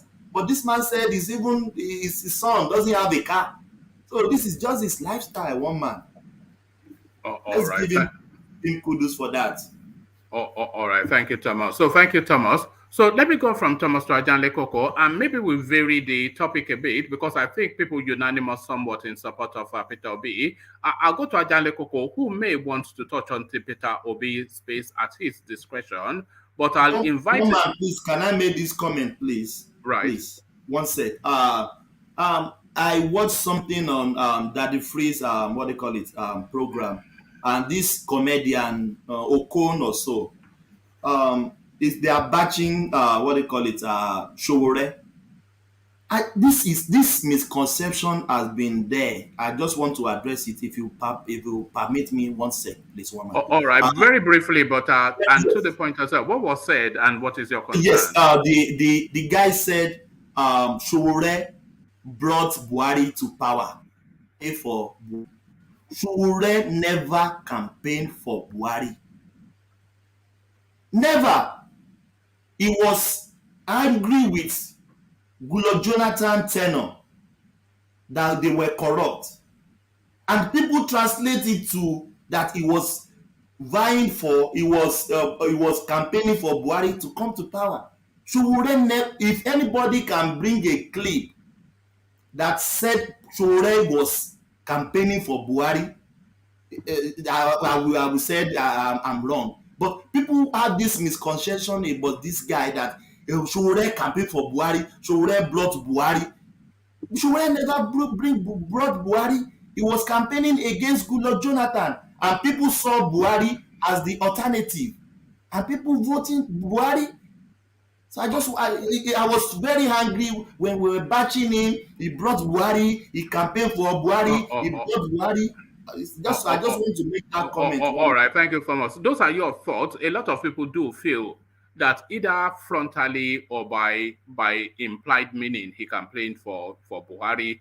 There's people who feel that he takes some responsibility. But thank you for that. Let me go from you, Thomas, to Ajanle Koko, and have him speak on now. There's a new name to conjure with in the APC space, Ajanle Koko, and they are reporting now that the person now in the front lead for the VP slot is Governor Ganduje. So it comes as a surprise, but not really as a surprise, because of course it's political expediency, isn't it? Because Kano now in play, and who better to deliver if they have any chance at all? They have to go to that space, and they need to sweep Kano up if they stand a chance. And Ganduje also, he cuts very nicely within the Nigerian space. Is an educated man, very articulate. There are good reports from him from Kano State. Yes, of course, he was seen stuffing his pocket with dollars, but who is not stuffing his pocket in Nigeria? So Ganduje, the new now name for the VP slot. What are you making then of that as an idea, Ajanle Koko? And you can touch on the Peter Obi space too, if you have thoughts on those. So Ajanle Koko, your thoughts. Thank you, Woman. Let me urge our listeners around the world to please click on the like button, share, and subscribe as well if you have not. Is it the issue of Peter Obi for riding on, flying on economy class? I don't think it's new. He said it on, Arise News or some other news channel that he flies on economy. And a lot of people that are criticizing him for this, or thinking that maybe he's pretending or trying to show that he's a simple man, different from other politicians. Maybe they have not heard him say that before. And because of the image that Nigerian politicians have created, being, wasteful spender and people that don't act or believe in accountability. That's why they say so. But for Peter Obi, that is the way. That is who he is. Yes, he is not flamboyant. He's not. He live a very simple life, and that is good. We should give kudos to him for that. But at the same time, when leaders act in such a way that call for questioning, let us do that. Let us question him. He is a man that claims to be a prudent manager of resources. A prudent manager of resources, I will not expect him. Somebody that fly on economy, now buying form for 40 million to pursue political ambition.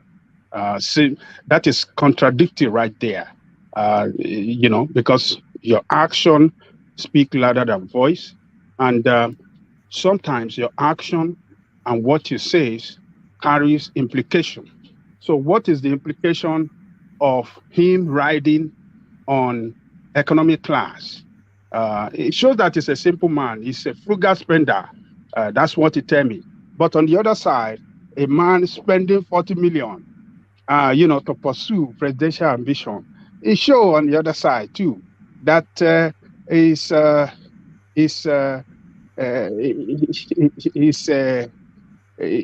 man that that doesn't sound. That doesn't. Yeah. What do you say? I was just wanting to explore that frugal space because that seems to be the attribution for this video that is generating somewhat of a controversy. But are we looking for a frugal spender or a creative spender? Are we looking for a creative mind or somebody to save money? Well, we're looking for both, for frugal spender and somebody that is creative as well. But for him to buy phone for 40 million, when he claimed to have a wristwatch, one wristwatch that has been using for 40 years or 30 years, according to him, that he have shoes, maybe 3 or 5 shoes, that his son does not have a car. That is very contradictory. That call for questioning. So, and he was pursuing, he bought form for 40 million.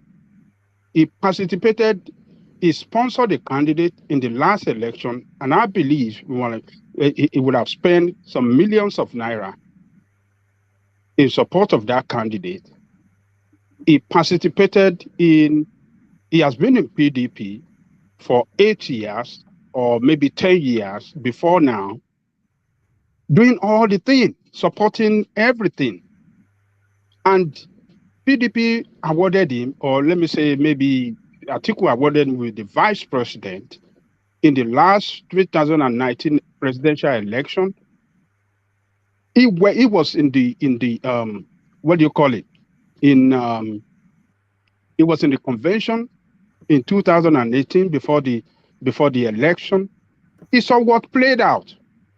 There was money spending. They spent millions of naira. Dollars. You sticking with him. You are giving vice president, and you are participating now. You've spent 40 million, and just only 3 days to the primary, and you said, "I am bolting out because I've seen them spending money." That's called for questioning. That call for questioning. That shows that he has seen something, and what he saw is that he's not going to win that primary. It will be badly beaten, and he didn't want that that huge disgrace, political disgrace, and that is why he ran. So for him to lie that, because they're spending there, I detest that kind of leadership. Leaders must not lie to their people. when they lie this way before they get to government, or before they get to the elective position, the same way they will lie to you when they are in the position of power. So when people lie as this, particularly a person in the position of leadership, we should focus questioning, we should criticize him, we should x-ray who he is, and the implication of his action. We should be able to read what have we seen about somebody like this in the past. Who is this person?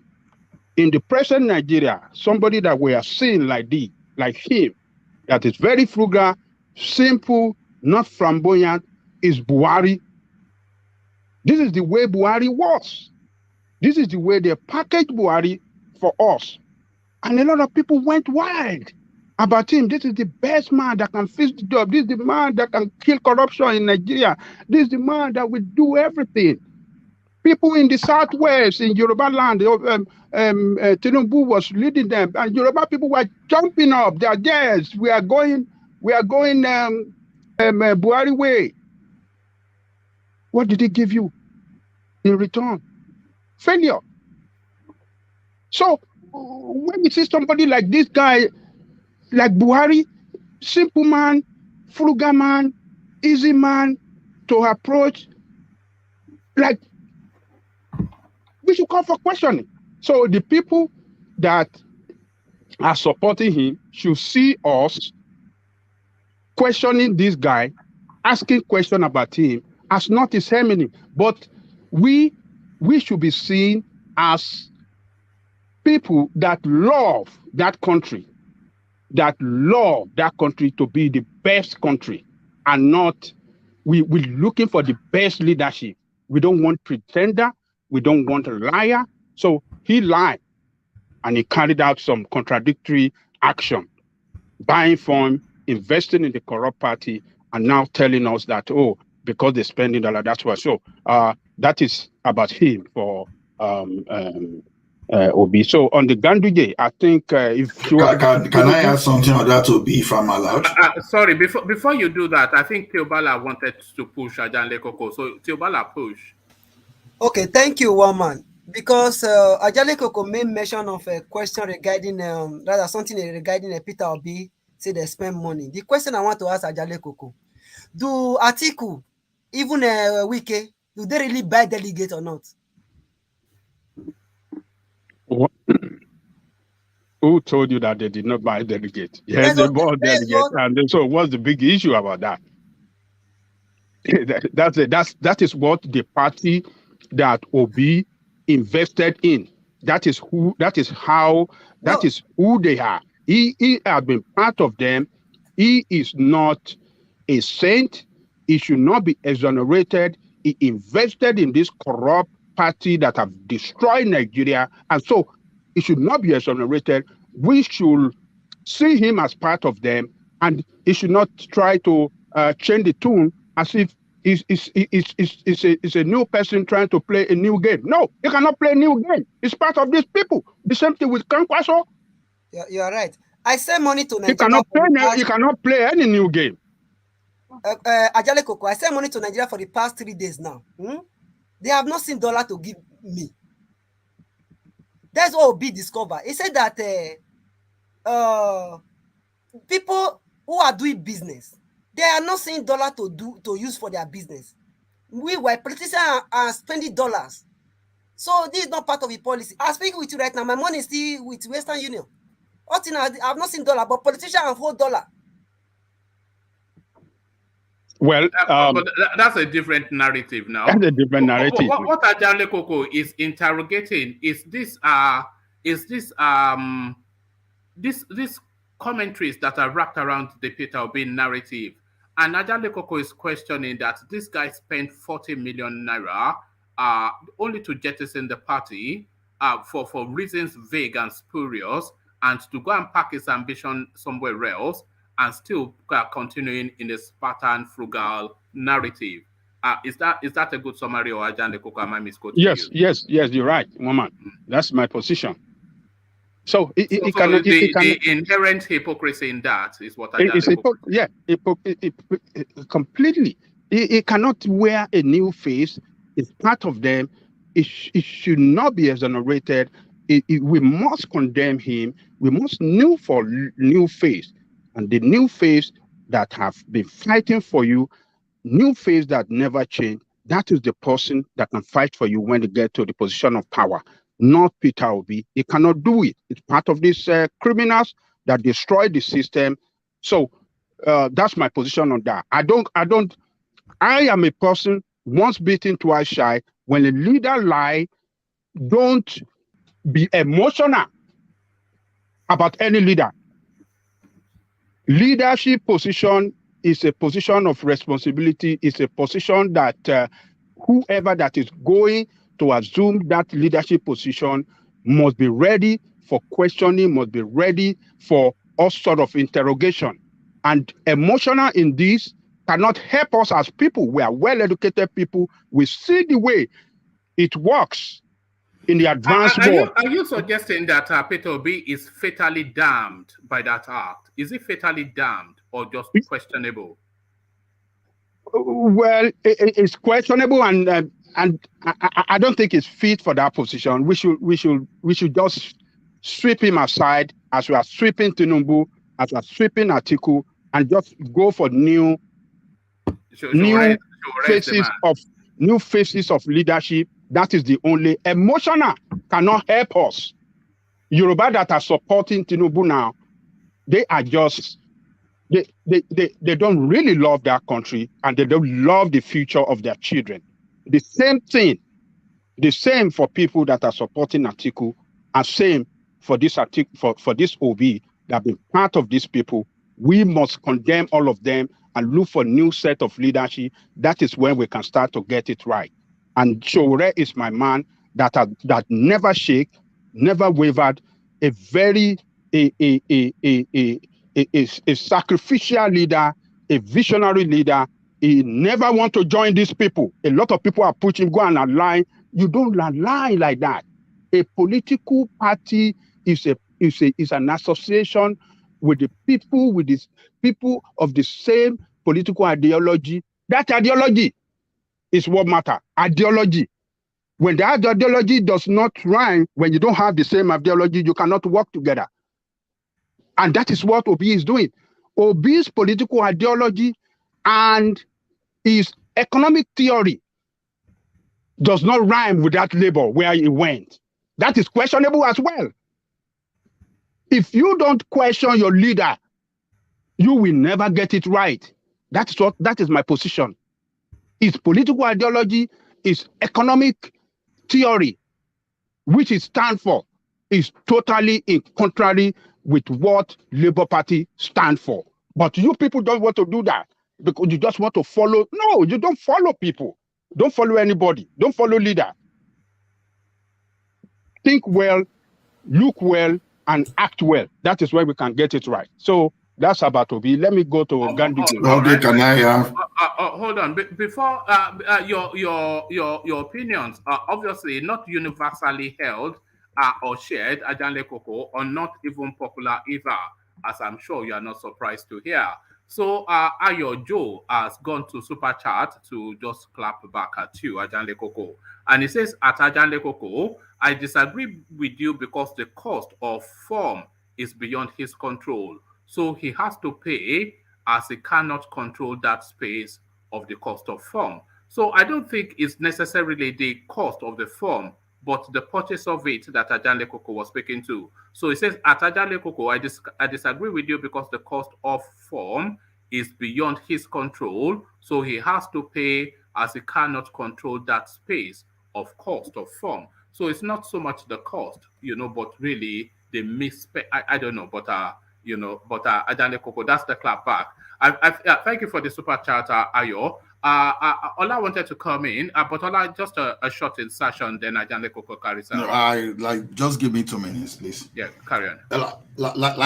You see, I was listening to different excuses that people were giving to support the political miscalculation that will be made in the morning. And wow, it's so surprising that people should be giving excuses to what can kill the potency that Obi has now, all those kind of things.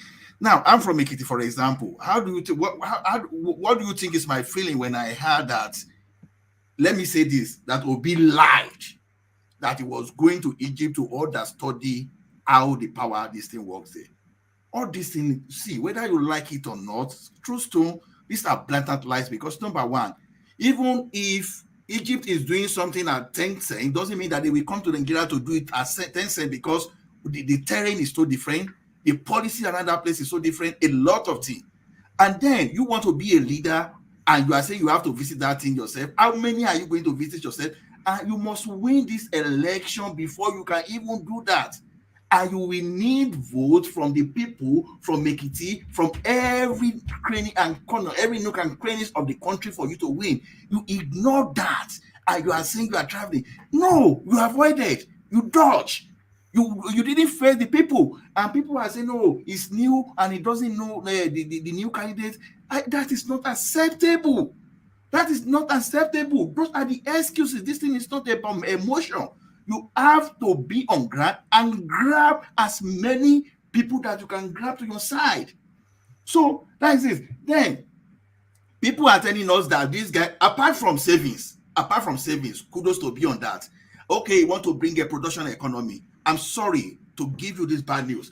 There is nothing Obi is talking about production economy that Tinubu, for example, has not demonstrated, that Atiku has not demonstrated. Maybe we forgot. Go back to their policy back. Go and look at the local content that Atiku champion with Obasanjo, that a particular percentage of whatever you want to do will be, will be local. So all those things, when you want to promote Obi, please give us something credible. Don't give us something that will make me feel that are these people thinking that I'm an idiot or whatever. So when you look at Ekiti now, you are ignoring my state, for example, and you think I'm happy with you. Oh my goodness. Already, as I'm here already, trust me, I'm even one of those people that I'm furious now that I've been working against to be aggressively in Ekiti. What will you say about that? So please, when we are telling you about the shortcomings of Obi, it's not that we hate him. Obi will have been the best if he can come in, because other than saving money, what is his strategy on existential threat? Like, for example, you restructure, you give us state police. How are you going to make sure that even when you leave that government, that the same people that brought us back will not come back again and do the same thing tomorrow? All of this thing we want to hear, instead of defending his political miscalculation of going to Egypt. It doesn't work like that. If you defend him from now to tomorrow, though you can only be telling that to yourself. You won't tell that to potential voters like me. So these are the things I just want us to correct, because all these things we are saying, that this thing, you can say bias, you can say anything. But see, all those things some of us, we've grown beyond all those things. Oh, you are ethnic in your this thing. We've grown beyond all those things. I won't listen, I will deflect all those things. I just want you guys to say, oh, Obi, you need to do this. We need to do this. Encourage this guy if you like him. But if you are defending his political miscalculation, I'm sorry, you are not helping him. You are actually dragging him down. That's just my own submission. All right, thank you. So thank you, Ola. So a counter narrative from Ola. So Ajande Koko, back to you, as you were, and then sweep up the Ganduje space as well. Because I'm curious to see what people are thinking or making of Ganduje as a possible vice president. And if you want to add in the Yadua narrative to that, because I think that is pertinent, especially with the two lead parties. We have to factor the Yadua's narrative, one because of Tinubu's known state of health, and because for the PDP, Atiku's advanced age. Yeah, well, man. In addition to the OB, this thing, if I go to Ganduje, you see this problem of electricity that is going for. Look, I don't know why people doesn't want to see reason when we try to caution somebody that they,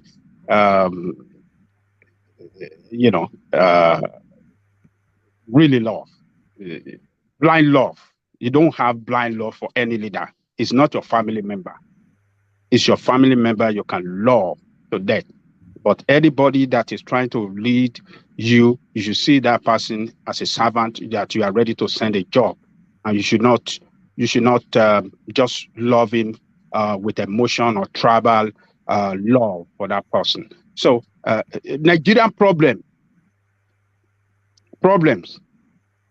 are human created problem, or let's say self-created. We created the problem, and we can solve it. We know all the problem. We know where the problem lies, and we have solution to it by ourselves. It is not when you go to Egypt or when you go to Cairo or when you go to heaven that you will see solution to Nigerian problem. We know our problem. The security problem we have in Nigeria, we know the problem. If we have security at local level, at state level, at this thing, they are well armed, they will kill all the terrorists everywhere. The electricity problem, we know what the problem is. We can solve it by ourselves. You don't need to go to Egypt and be bamboozling and lying to people. A report came out that he went for AGM meeting of a particular bank. It could be true, it could not be true. But let me leave that. Let me go to Ganduje. You see, woman, you see, if Tinubu finally settle on Ganduje, that would tell me that that to me, I will look that as a strategic political decision, and a very desperate decision by Tinubu in order to win Kano. Because Kano vote, I think, is the highest in the whole of the federation, if I'm not getting it right. If I'm not getting it wrong. The last presidential election, I thought they got maybe 1.5 or 1.7 million votes. Yeah, in totality, the votes cast in totality was well in excess of 2 million. But I think APC got 1.5. Yes, 1.5 or so. So, with the crisis in APC in Kano, it's going to be very hard for them to get such large vote now, because the two we have three political powers in Kano. Kwankwaso number one, Shekarau and Ganduje. And Shekarau and Kwankwaso have moved to NNPP. And these are grassroots politicians, particularly Kwankwaso. So, and Kwankwaso is leading. I mean, he's a presidential candidate too. So that local vote, we go for him, whether we like it or not. So if Tinubu settle on Ganduje, I think he'll be making that strategic political decision in order to break into Kano and destroy Ganduje. Because some Kanoans, or what do they call them?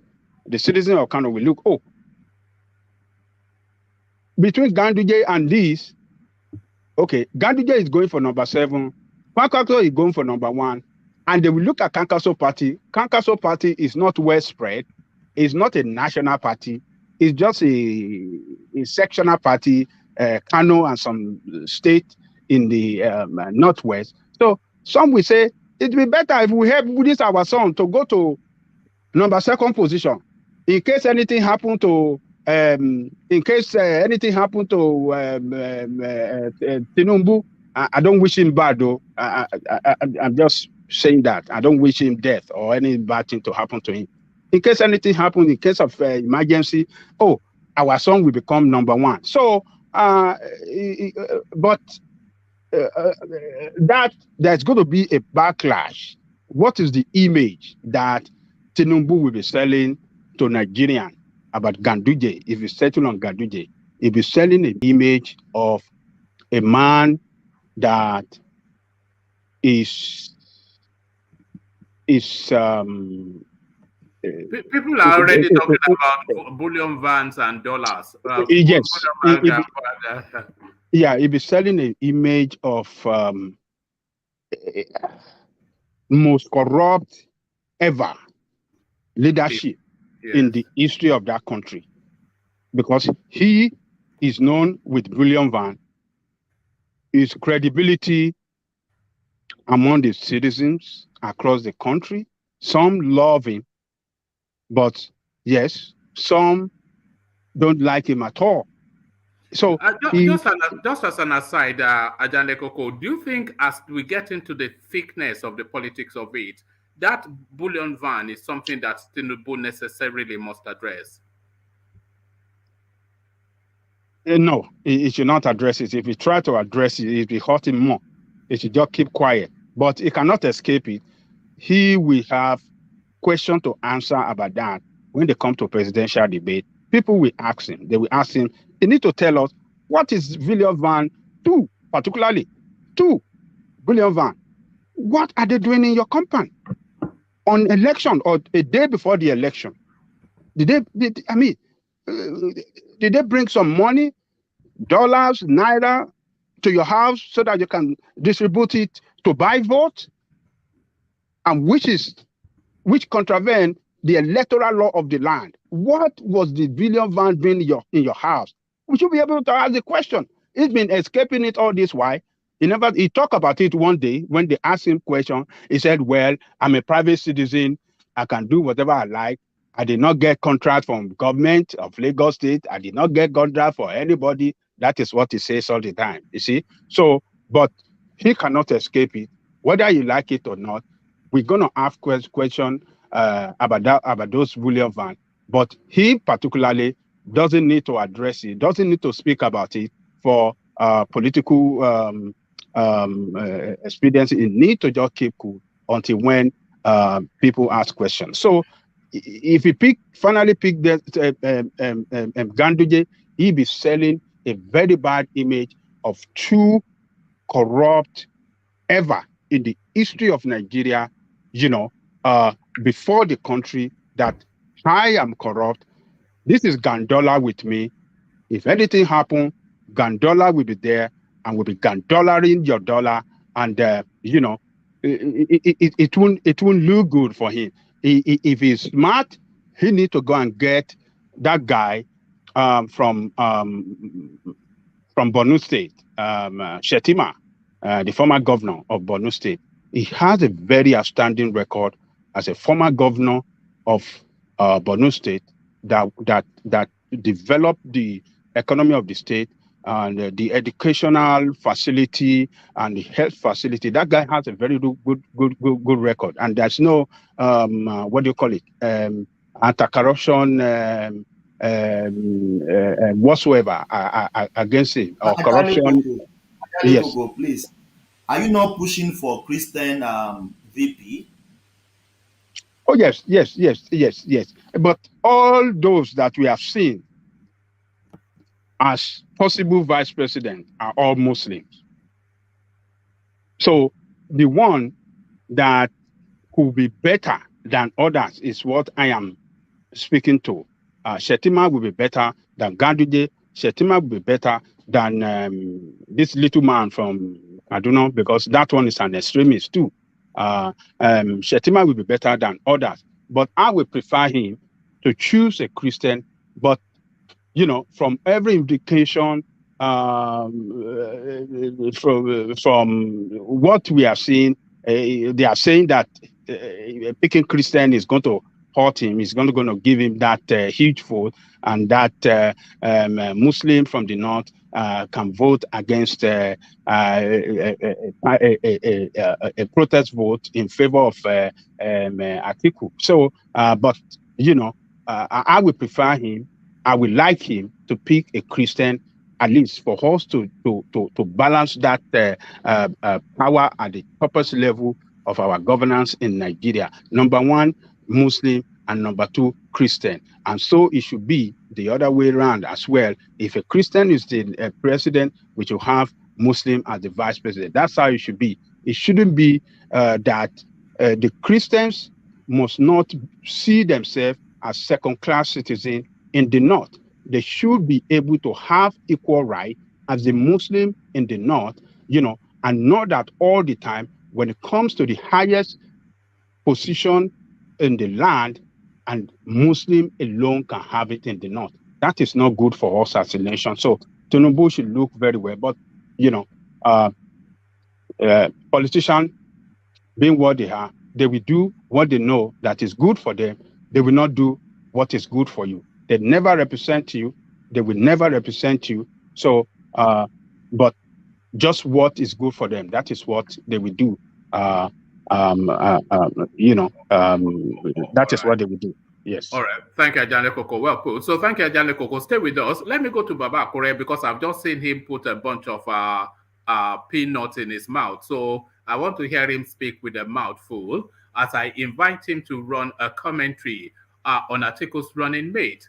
Atiku's running mate, Southeast in final push as PDP begins to screen WIKE. So that space now is there's no permanent positions in politics. Politics essentially is about getting the most you can, because just go into your TARDIS and go back. Go into your TARDIS and go back 2 weeks ago, and the whole of the Southeast, they were banging the table in Sorry, do you want me to come back to you? Who's on? It's Ajande Koko that is on the phone. All right. So go into your TARDIS and go back 2 weeks ago, and the whole of the Southeast were banging the table that if any Igbo person that takes the vice presidential slot will be stoned out of Igbo land. This is all we heard, and we took them literally at their words. But now, look, 360 fast forward. Now they are pleading with our Atiku for that vice presidential slot because they are looking at the top table and they are not seeing their names there. So, one of their seniors said it quite succinctly that if they don't get a top table seat, that's them schemed out for what? For a good however many years, for the next 16 years. So, yes, at least for the next 8 years. So that will tell you that for 40 years of this new democratic dispensation, there's never been a Southeastern at the top table. So now this 360 is really what amuses somewhat, a total reversal in position. The Southeast now pleading for the vice presidential slot. So that, Baba Akure, and your commentaries on the Peter Obi narrative that everybody's speaking on. Baba Akure. Thank you very much for having me tonight. I greet everybody. And I will also urge our listeners, like Ajan Legoko always mentioned, that we should try at least to click the like button. At least right now we have 320 viewers, and we only have 69 likes. I think we should do better than that. If all these people on the platform, if they don't like this platform, at least we should be able to see dislike, but we never see any dislike button. So I think we all love what is going on in this program, and I will suggest that we continue clicking like button. Now, well, I think it is very funny case that South. Anyway, I know that one man is very sweet-mouthed. Anyway, like like eastern part of Nigeria is begging for vice president slot. Well, I think they don't really need to beg for it to me because they have their own son, which is Peter Obi, who is also president aspirant under the platform of Labour Party. To me, I think they should support him. Doesn't really matter which party you are from. If Southeast, we just sit down here and permutating that Peter Obi, we only have 2 million votes in the Nigeria. I love enigmatic anyway. He said if he get 2 million votes, well, that is a victory for him. But I can bet it with you, if eastern part of Nigeria, the way they really take issue of marginalization, the way they really take it serious, I think if they really come out and vote massively for Peter Obi, is supposed to at least get 98% of the vote in the eastern part of Nigeria. Then come to the south. we have a lot of Igbo in Lagos State, because I will still be mentioning this. We have a lot of Igbos who are born in Lagos State, even in Yoruba land generally. At least if he can get massive vote from that place too, and if you can get vice from the northern part like Kwakwaro, I think he have better chance to win the election than Tinubu and Atiku. To win it outright. To win it. Did you say to win it?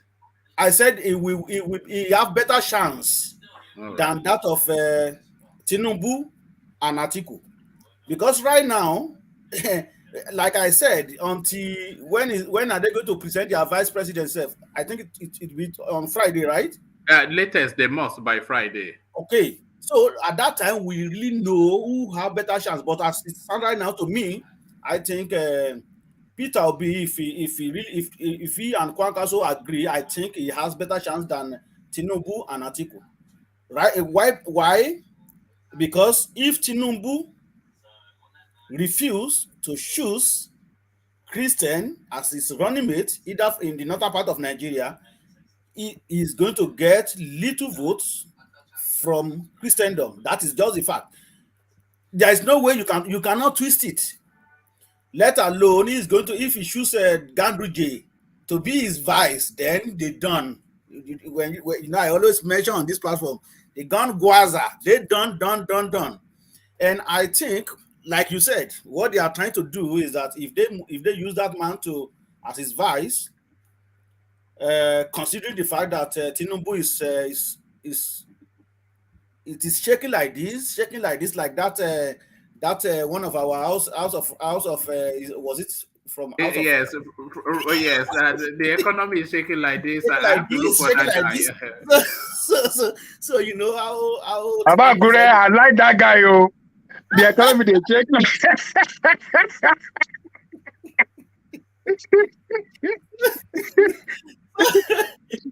And he doesn't keep quiet. He always talk, even though he will just say his own.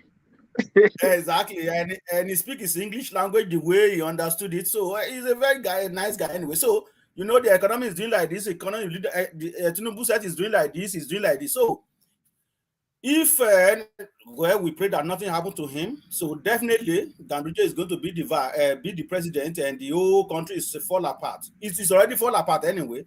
But when you put Bulovan plus Babariga dollar, so then the country is done. So to me, I strongly believe that Peter Obi has Babakure, sorry for cutting you. Babakure, sorry for calling him. Are you not buying the fact that Yoruba, the Southwesterner, they will pick Omowane Joshi first before religion? They will still vote for Tinubu, Baba. No. Not this election is going to be different from what we used to see. I can tell you that. Are you sure about that, Babakure? I'm very sure. Let's just take note of that, because even look at what happened in our world just of recent. Do you think our people will now, because Akeredolu is from there, because they give them right now they've already donated about 75 million? Do you think they will, because of that, those who in the grassroots, do you think because of that they will now vote for Muslim, knowing fully well that it is not going to work out anyway? Babakure, if you stay with the example that you've just cited, I would say that the people of Owo are more likely than anyone else to vote for Tinubu, because they will feel that it is their own son that can best protect them. They won't feel safe under anybody else other than their son. What that is the thinking of those who are not really educated. Yeah, but most of them are not. Most of them are not. No, you cannot say that to one man. Sorry. If they are not well educated, we will educate them of what to do, because we are not going to accept Muslim to Muslim ticket. As for me, if I happen to be in Nigeria during election, I'm not going to vote for him anyway. If he does that, I am not going to, because even the northern part of Nigeria will not allow Christian ticket, let alone Muslim. they will never allow Christian. But we're not as fanatical in the south as they are in the north. Well, you are very right, but what is not right is not right. So Tinubu needs to get Christian as vice as his vice from the northern part of Nigeria. I don't have any problem choosing Christian from the northern part of Nigeria. That will balance it. If he does that, and that person is well-known person, I think he may have better chance. But if he want to choose, don't you think it's a suicide? What's that? Don't you think that's a suicide for him to pick a Christian? Because he know that the northern Muslim will not vote for him, and he needs the northern vote. So do you think all the northern are Muslim? They have Christian too. They might not as much. You are right. They might not as much as Muslim, and at the same time, not all Muslim will allow that too, because based on what is going on right now, because they don't like some of them don't like issue of fanaticism, religious fanaticism too. So based on what is going on right now, to me, I think Obi has more chance, and I will suggest the Eastern Quarter, rather than begging for vice president, like one man said, because I did see that. Like one man said, I will suggest that they just support their own son, like Yoruba is going to do another. You mean like all or nothing bet? So sorry, Baba Kule. I think if I wanted to interject, did you? I thought you wanted. Yeah, go on. Babakure has a point. Right now, currently in Nigeria, because I'm actually in Nigeria, I'm in Abuja right now. So the truth is this: the North is actually, first of all, the North they are kind of divided when it comes to Tinubu. The Northwest is majority Muslims. Then you now have Northeast where they have a lot of Christians there. So the fact is this. It's a dicey situation for Tinubu. If he goes with a Muslim ticket, the South won't vote for him. A lot of people from the South won't vote, and a lot of Christians from the Northeast won't vote for him. That's the fact. But if he goes with a Northern and Christian, there is currently speaking, even Shetima, there is no Northern and Christian that has the political weight to help him win the election. So it is really a big problem for him currently. So people were saying, if he knew he was going to run for president, why didn't he sponsor a Northern Christian to gain that popularity, and gain that political weight, so that he will use that person when it comes to this election, actually. So that's a very dicey issue for him. And also speaking in the Southwest, the Southwest is kind of divided currently in Nigeria when it comes to Tinubu. A lot of them don't even want him. To be sincere with you, and I have to be truthful with everybody here. Right now, Nigeria is in a dicey situation, and it has to do with ethnicity and religion. Right now, the religion issue, the blasphemy, killings, and all that is getting into people's head. Right now, people are not finding it funny. What Nigeria really needs is somebody who will unite us first and calm the situation, because what is going on here, this political elite are using divide and conquer rules and methods to divide Nigerians. They are just planting all these issues and all these problems so that we don't like ourselves and come together. That is a major problem coming up in Nigeria right now. For Peter Obi speaking, yes, Peter Obi can go to Egypt to do whatever he wants to do. But the fact is this: Labour Party does not have any structure. In Ekiti right now, the candidate for Labour Party has surrender to APC. So I can categorically tell you that Labour Party don't even have enough candidates. They might even have 0 for House of Reps and even senatorial seats. So it's a big problem. They are not structured. And that is the issue with Peter Obi right now. He will find it very difficult to win the election. He might get the vote from the Igbos all around the country. Not only South East, but all around the country, even in Lagos, the Southwest. That's why they're trying to prevent a lot of Igbos from getting their PVC. So what the Igbos are trying to do is this: they are trying to get their PVC and make a statement. They know that Peter Obi might not win, or definitely won't win. His chances are like below 25%. but they want to make a statement so that coming the next election, they will see them as people that are part of the part of the country. Because right now, an average Igbo man has removed himself mentally from politics that has to do with Nigeria. Even a lot of people in the Southwest and South are trying to feel like they are not part of Nigeria. There's a divide right now in Nigeria. So, sincerely speaking, we need someone that will unite us first and start solving the issues one after the other. You understand? People might say, Who is that person? Who is that person? I won't lie to you. I don't really like Atiku that much, but he looks like someone that wants to unite Nigeria. That is just it. But I'm not going to campaign for him or anything like that. So that's just the truth I'm saying. I agree with you. I agree with you, by the way. So out of all of the sorry, I know you're interjecting and I'm interjecting you. Yeah. But out of all of the candidates in play, the only person that I see as a Nigerian is Atiku. I see Tinubu. Yes, I see Tinubu as a Yoruba man. That's how I see him. I see Peter Obi as an Igbo man. That's how I see him. But Atiku, yes, he's a Fulani man, but I see him as a Nigerian. So I sort of align with your thought. But carry on.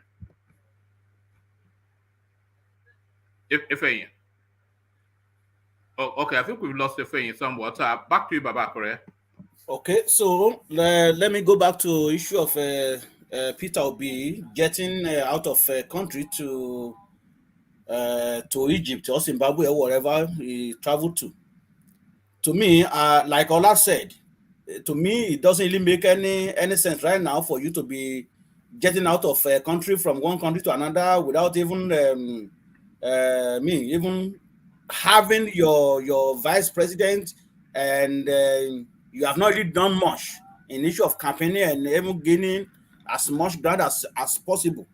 So going out of country to be looking for something outside the country, that doesn't make any sense.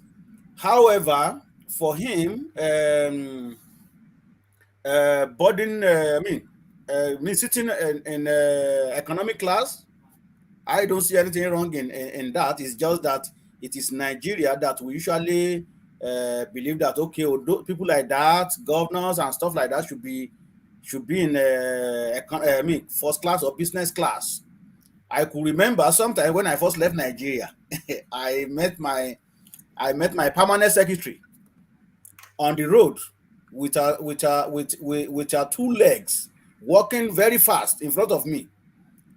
And I just said to myself, is this my permanent secretary? And I was looking at her. And I now said to myself that if this woman could be in Nigeria right now, she will have a personal driver that will be driving her around the city. But she walked. So because of the situation where we find ourselves in Nigeria or in Africa in general, that is why we usually why this person have to take taxi, why this person have to take first class, why this person have to take economic class. And I have one family member that said, if I sit in the first class or business class, the same time the plane will leave and the same time the plane will land. If the plane is going to crash, he's not going to know if you are in first class or you are in second class or you are in business class or you are in economy, even if you are in detail. So it doesn't really matter in as much you get to where you are going. And I see that but more leg room now. You get more leg room now, and then you get better drinks, better food, anyway. Better drinks. Yeah? That is true. That is true anyway. But some people don't really believe in all that. When we get to the same place, and I see him as somebody who's like reserving something for rainy days, right? So and for him to be in that economic class, and you can see that he's talking with people, because that is where you will meet a lot of people, different people with different view and with different opinion that you can interact with. If you are in business class or you are in first class, it is just minute people you will see there. But in economic class, you see a lot of crowd where you can chat and you can exchange words, and they will be able to tell you, okay, what do you intend to do for us, and you can answer them. I think that is just one of the political campaign strategy that is using there. However, we've heard from a lot of people that that is how his life has been. So there is no way we can take that from him. So all well and good. To me, I don't see anything wrong in him using economic class to travel from Egypt, from Nigeria to Egypt. However, for us saying that Peter Obi is not corrupt, I'm not going to believe in that, because I always say it, all politicians are corrupt, even in the Western world. We see some of people that some politicians are also corrupt. It's just that they are different to one another from Africa. They're different from African politicians. So that is for Peter Obi. For him, they actually say that Western politicians are more corrupt, but their economy has the capacity to absorb it. Okay, that's why well, they don't say it. It is just that they have system that is working, that is there already. That is why we don't really see the level of corruption that is going on within the within the Western world politicians. If they are not corrupt, why do they go to Africa and divide it into pieces? Anyway, let's just forget about that. Let's just concentrate on what we are discussing. So Peter Obi, I don't see. He might be a little bit different from others, but he's also a politician. He's a very smart guy, and for us saying that he's not corrupt, he is corrupt. And for me, I am not going to agree with the fact that he said, "Oh, my son is not riding vehicle and this and that."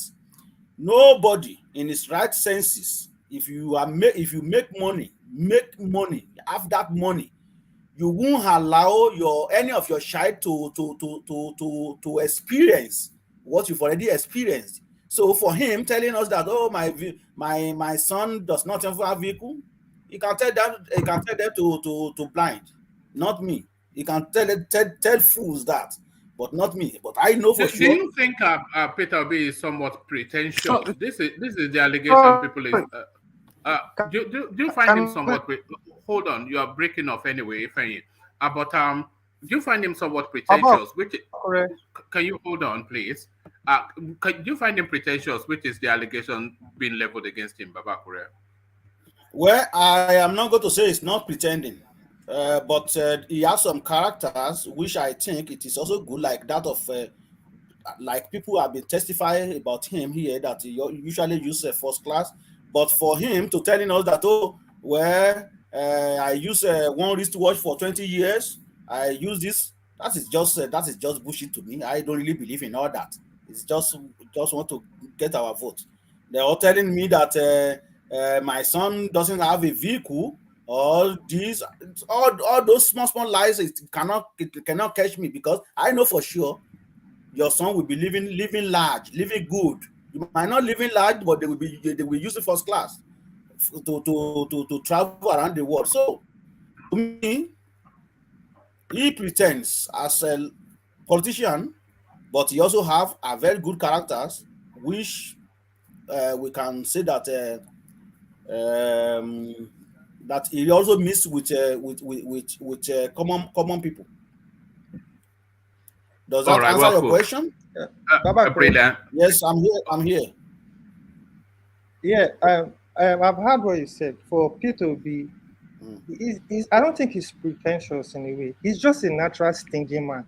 His son doesn't have a car of his own, which he bought with his own money, but his son drives his car, Peter Obi's car.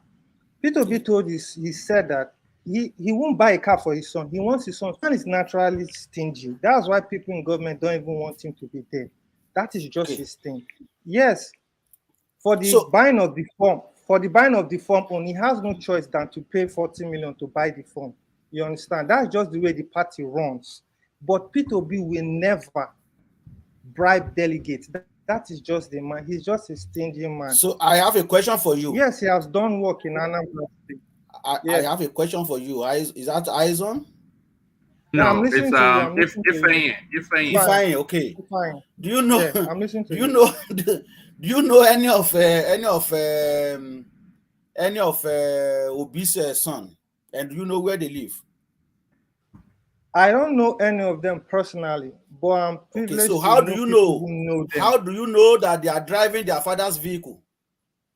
The reason why I know, because people that I know personally that know them in Nigeria here, you understand, who are like politicians' children that have come to me that are close with them. They just tell me for a fact that this man is a stingy man. Even his son, when he was in US schooling, he had to use the whether train or bus. He doesn't even have a car there in the US when he was schooling. Excuse me, That's sir. just the way Excuse the me, man sir. is. Let me tell you something, sir. If you fall in love with somebody, right? I don't have anything. You know, I've already talked about this Peter Obi right now. That I believe I even have more, even have better chance than Tinubu and Atiku right now, based on what we are seeing on the ground right now. But that still doesn't take me away from say what I think. And I strongly believe, you might believe that, they might tell you that, oh, his son doesn't have vehicle, he doesn't have buy vehicle for his son. And I'm saying to you now, even me that I'm here, I'm not even rich as Peter Obi is 1 billion richer than me, right? But if I have that money and my son need vehicle, I will not allow my son to pass through the hardship I already went through. That is the fact. You see, those people that are telling you all that kind of story, they want to tell you what you want to hear. Because when you fall in love with somebody, no matter bad thing they do, you will not see that. You always try to defend them. Just like one of my colleagues on those youths, small guy that I always see online. They always praise Tinubu. As a matter of fact, one of the young boy was even saying that this is a youth. He was saying that yes, you've already defeated you've defeated them now, even though you did not even know anything about NSAS. You didn't even know about Lekki toll gates that kill youth, but yet they still kick against you. Do you want to tell me that guy didn't know that these people involved in that massacre? But because he also fall in love, even though he has not even seen Tinubu eye to eye, because Tinubu is his party member, so he has to defend him to any length. So just like that, those people that say to you that Peter Obi's son didn't have vehicle, but Peter Obi's son has a house in UK. They don't have vehicle, but they have houses in UK that they are living. So that's why I'm saying to you, how much do you know them? Your opinion. I respect your opinion, no doubt. You have facts in what you're saying. Yeah, but this is for me. I'm not like a lover of Pete. I'm not a fanatic of Peter Obi. Me, I'm just here like what me I look for the fact, the truth, and what me I can explain. For example, now, me particular, my parents, for an instance, they got wealth to an extent, you understand, but not that rich. But one thing I learned is this. I'm from Anambra State, but one thing I learned growing up, my parents they prevented me from using a lot of things that they got, wealth that they got, even properties that they got that I should be now using on my own to make money for myself. They prevented me from doing that because they want me to understand the pain and the struggles of having wealth and getting it by yourself. A lot of Anambra people do that for their children. So the point I'm trying to say is we're debating somewhat, but no, I'm just making a point. Land that point and then I'll move on. Yeah, go on. Yeah, so from that is what I'm trying to explain to you. That is the kind of upbringing that Peter Obi has and is impacting in his children. That's what I'm just saying concerning that issue. All right, fair enough. Round off your thoughts, Baba Kure, and then I'll go on to Pansard. Well, to me, I do not really to finalize everything. I do not really believe in any politician in Nigeria, honestly, until that Peter Obi or Tinubu or whatever. It doesn't really matter if he's from Yoruba or Hausa or Igbo.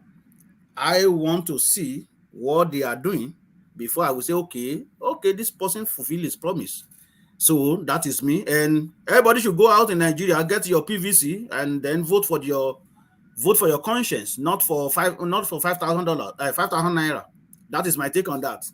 All right, but what about $5,000 though? Should they vote for five? That's a lot of money. I'm not mentioning. We are not spending dollars in Nigeria. We are No, not but you using. say, Dollar is not our currency. Our currency is naira. all It's right. just slip of No, but let's go with that slip of let's go with that slip of One thought. man. Hold on. Can you hold One on, man. please? Can you hold on, please?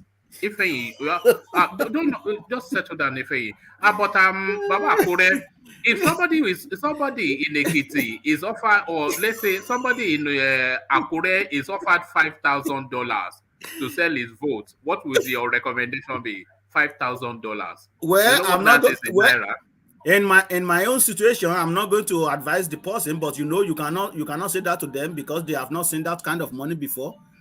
I can tell you if you let me tell you something. You see Buhari now, the way things are very, very bad in Nigeria right now. If he start offering $5,000 for people to vote for him, you know they will vote for him. You hear what I'm saying? I know that's how much he has beaten down the spirit out of the country. Exactly. So I'm not talking of 5,000 naira. I'm talking of $5,000, like you mentioned. Yeah. In fact, if we get 90% Nigeria votes. So that is it. All right, brilliant. Well put. So thank you, Baba Akure. Let me go on from you, Baba Akure, to Pansat. But before I go on to Pansat, let me acknowledge Alexander Gomez's super chat, and he says, one man, I told you if Igbos in Lagos are allowed to vote en masse, APC will lose Lagos without a shadow of doubt. Igbos in Lagos are 90% PDP. So thank you for that, Alexander Gomez. I'm not far in thought from you on that, Alexander, because the Igbos in Lagos State, one thing we do know about the Southeasterners is that we say that the Northerners work in unison, but nobody works in unison better than the Southeasterners. Once they determine as a community of people to do something, they go line as stride and go and do that. So if they are able to coalesce their votes together in Lagos State, they will determine who will be governor. No doubts about that.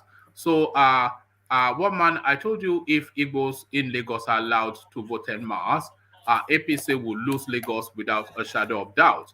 Igbos in Lagos are 90% PDP. But then I suspect some prejudice there, Alexander Gomez, because of course we know that you have a horse in the Lagos State race, with your brother being one of the senior politicians there. So thank you for the super chat, Alexander. As we go on from Baba Akure to Pansat, and we take Pansat's opinions on the talking point, I suspect you want to speak a lot on the Peter Obi space, but Ganduje also up for discussion. He been muted as a possible vice for Tinubu, and the Southeasterners now on bended knees begging for VP from Atiku. All of that, Pansat. Thank you, one man, and everybody on the panel. Boy, it wasn't easy sitting here and listening to everybody. But I must quickly commend Ifeanyi and Ebona. Wow. Very proud of you, buddy. That I'm beginning to notice the differences. You know, the Igbo, it's a gradient. We have the pure Igbo, obviously, who are back home. I grew up in the village in the southeast. And you have Igbos of all kinds. You know, we have what I consider myself to be the real Igbo guys back home. And then you have your Yoruba Igbos, you have your Abuja Igbos, you have Igbos in diaspora like me now. And there seemed to be, you know, a little hodgepodge mixture here and there. But the true Igbo spirit, as that guy, Ifeanyi and Ebona, spoke the truth like a youth, one of the youth who are going for the truth, and I appreciate that. Now, earlier, the first guy that spoke, I'm challenging him to a one-on-one debate. I think one man mentioned he's a lawyer, he's an attorney. I want to debate that guy one-on-one. Any day, he and I can sponsor it. Okay, because I see a guy who's got the data. Now, remember, when he first came in, we were talking about P2B flying, economy, is it pretentious or whatever. Did you know this guy flew with P2B? So he's supposed to be a a character witness. He wasn't speaking to that. He was speaking to wider points. So he considered Peter. That means you didn't listen to him in I detail. did. You have to stop listening with. Hold on. You have to stop listening with prejudice. No, I'm not doing that. You didn't let me land. I'm saying at the point you first read that in the opening thing, but we were talking about that. Somebody saying you don't know if he's pretending. Then he reluctantly gave that testimony. It is not reluctantly. Okay, can you just hear me out? No, hold on, man. I've invited you already. That let people own their commentaries and you own yours. So that's what I'm doing. Yeah, but don't start. You are going from Ifeanyi to this guy, and then I'm sure you are off to Ajanle. I gave you Ifeanyi. Yeah, you don't want me to give him kudos? Leave them to their opinions and share. You don't want me to give him kudos? All right, thank you. All right, thank you, Pansat. Let me go on from Pansat to all right. Bye-bye, everybody. Thank you very much. I really wanted to deal. No, it's enough of that. This is what he does. Ola, to you. Ola, are you there? Okay, I can hear you. Which topic do you want me to speak to? Start off with the we've gone on to the Ganduje space. So Ganduje now being muted as a possible vice VP for Tinubu, and the Southeast now just politicking for the VP seat for Atiku, and then of course Peter will be pretentious or not. Yeah, for me, there are so many things about Peter Obi that I think we really need to verify, because, for example, now I don't know if people will buy it, and I don't know how truthful it is. For example, when someone is saying my 2 graduate children do not have car, how believable is that? I don't know personally. Are they jobless? Are they not working? Now, if they do not have car, where do they live? Yeah, if they live in United Kingdom, yeah, I will understand that maybe they don't need a car if you live in London when the metro system works perfectly. But if they live in America, or they live in, let's say, in Canada where I am, and they say they don't have a car, they don't have car, for example, I will ask how are they coping? Because, for example, here now we can't cope without a car. And car is not what that is expensive. It depends on whether you want to go beyond your boundary. You can get a car for as cheap as $1,000, $1,500. So now coming to me that they don't have a car is a thing that I would be curious to know as to why. Because these were the kind of story they were telling us about Buhari. It's not corrupt. He doesn't attend the security meeting with them. He doesn't attend the security this thing. He doesn't collect a security vote. The children, all the children in school in Nigeria, we found out that all those things were lies from the pit of hell. That this guy all along were just enjoying the legally, the legal corruption they create. They've created for the system. So to me, is children not having a car where it's not a big issue, it's not a selling point for me. But the fact that he was prudent as a state governor, okay, you manage that, okay, I could see reasons from there if he can really support all those things. Good, those are okay. We can take his personal life, private life out of it. So like so many things is doing, when you overdo things sometimes, it makes it look that, this guy is just pretending, and we cannot afford that now. All we want now, all what he should focus on is his program, step by step, how he's going. Okay, maybe are even afraid of plagiarism, but it can still give us some level of believability that will make us believe his program, rather than trying to to add too much sauce to it and to create some kind of funny thing, So to me, where we won't know if it's totally pretending or what he can do, but in fairness to him as a governor, I would say it was decent. At least it was ahead of his or if his peers, the way he managed at least money, the way he managed money. Yeah, it might not have invested the way we wanted, but in comparison to others that did not even invest and carry the whole of the state treasury, kudos. Obi has that. He didn't do that. He didn't carry state treasury. We can give that one to him. But then, yeah, on his whether he wants to do this, even if you don't want to spend your money, let those people in diaspora that are ready to back you up with money, let them do that. You can't keep saying you don't want to spend. See, government in the Western countries, they have their way of own corruption. They have their own way of spending towards election. That is when you will not say, okay, carbon tax. You will not say, okay, we are giving you the tax, this kind of thing. Yeah, you will see all those things as government something that they say. All those are just means of buying vote without necessarily giving money like cash. So if you have some kind of diaspora people that want to support you to give borehole to your community or to help you pay school or to quickly rebuild the dilapidated school, please do this and start telling us that you don't want to spend money. If people are ready to contribute, go and do that. The only thing is that don't go and buy a bag of rice and give to people. So if you are really serious, there's a way you can buy vote without without going crude way like Tinubu and Atiku will go.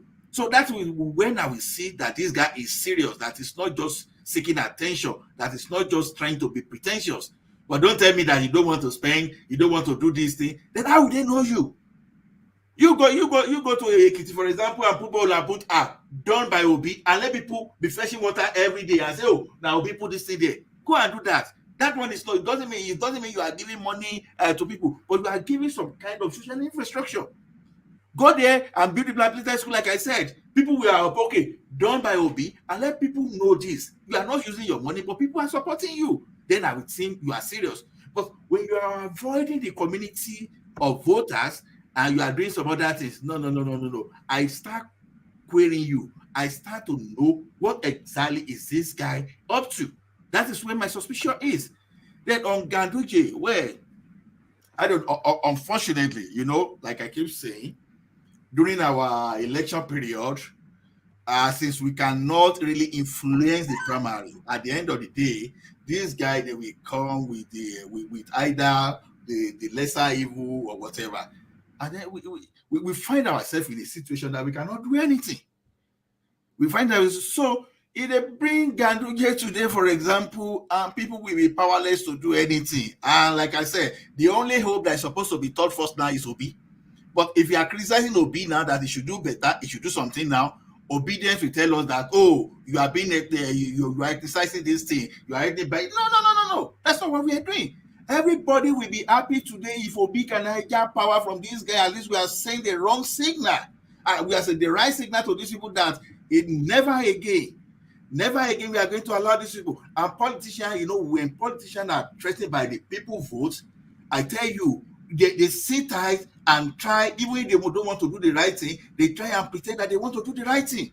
But when you are giving advices, and people are saying, shut up, you are this thing, you understand? People that are criticizing Obi now, they love him more than those people that say, hey, please go ahead, we are going to win, you are going to win. Win based on top of waiting now. When people don't even know you, maybe in a call, for example, people like in now, they want you to come to them and say, oh, when I become the president, I'm going to make sure that nobody will come and attack you on Sunday. You get a vote like that. So you should look at how you are going to resolve that problem. People should be asking, oh, okay, Obi, I know that Ikere Ekiti, for example, they are occupied by Fulani.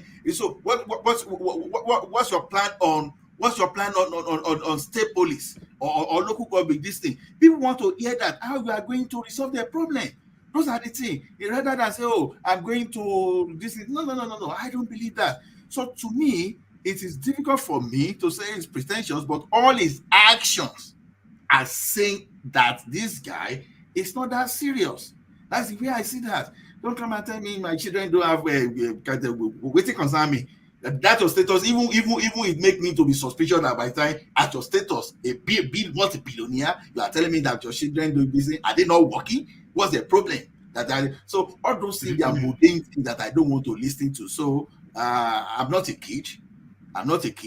So even if your children are not driving cars, you may be doing that for political calculation. just for you to deceive people, to say, okay, this is how I'm going to spend, whereas you mean different thing within you. Abba, waiting be kind now. It's in its necessity. Right. It's like a commodity.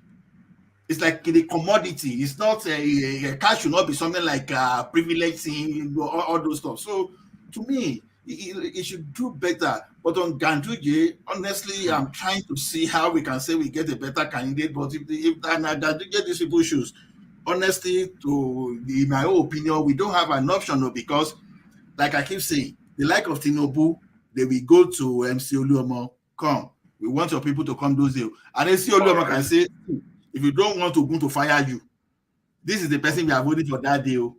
And we make sure that we monitor them and go to that place. If we do the same thing to Yahaya Bello, you understand? So whether Ganduje or whatever, honestly, like you tell now, if you call Tinubu a Muslim, a person like me, am I seeing Tinubu as a Muslim? No, Tinubu is not a Muslim.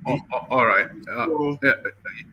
Thank you, Ola. So thank you, Ola. Let's go on from Ola to Theobala, who impressively has waited his turn. But I suspect he may not be there because anytime you're talking about Peter Obi, he cannot hold him. Look at that. He is there. Theobala, what happened today?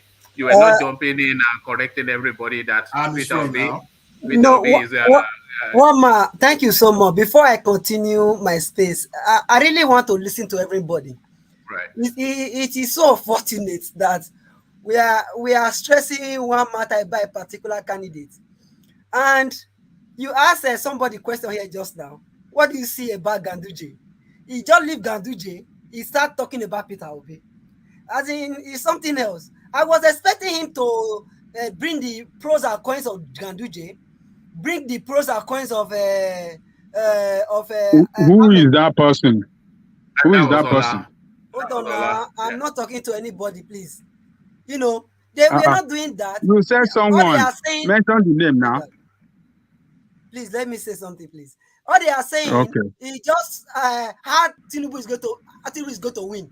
Atibu is going to win. But what impressed me today by a video I watched is a small skit done by some Yoruba youths anyway, on how people were killed at Lekki Toll Gate, on how people were Fulani are killing people, about police brutality. After watching that video, I know we still have reasonable youth in Nigeria. One man, can we continue? Yeah, so then let me take you then. Having said all that, I'm taking you to the Ganduje space, but I know, of course, you'll run quickly to Peter Obi, but so Ganduje then, okay, you can start with the easy, low-hanging fruit and say, oh, dollar, pocket dollar. So if you want to do that, you can. But if you want to be a bit more reflective on him as a person, how do you see him? What do you make of the possibility of him possibly being the vice president? And what do you think he might bring to Tinubu's campaign? So however you choose to approach that, Theobala. The truth of the matter is that having Ganduje as Tinubu running mate, yes, would be a better option for him, considering the chunk of votes he wants to gather. But the fear there is that there are so many factors that will work against him. Because being the vice is not even the issue now, because there is another northern running.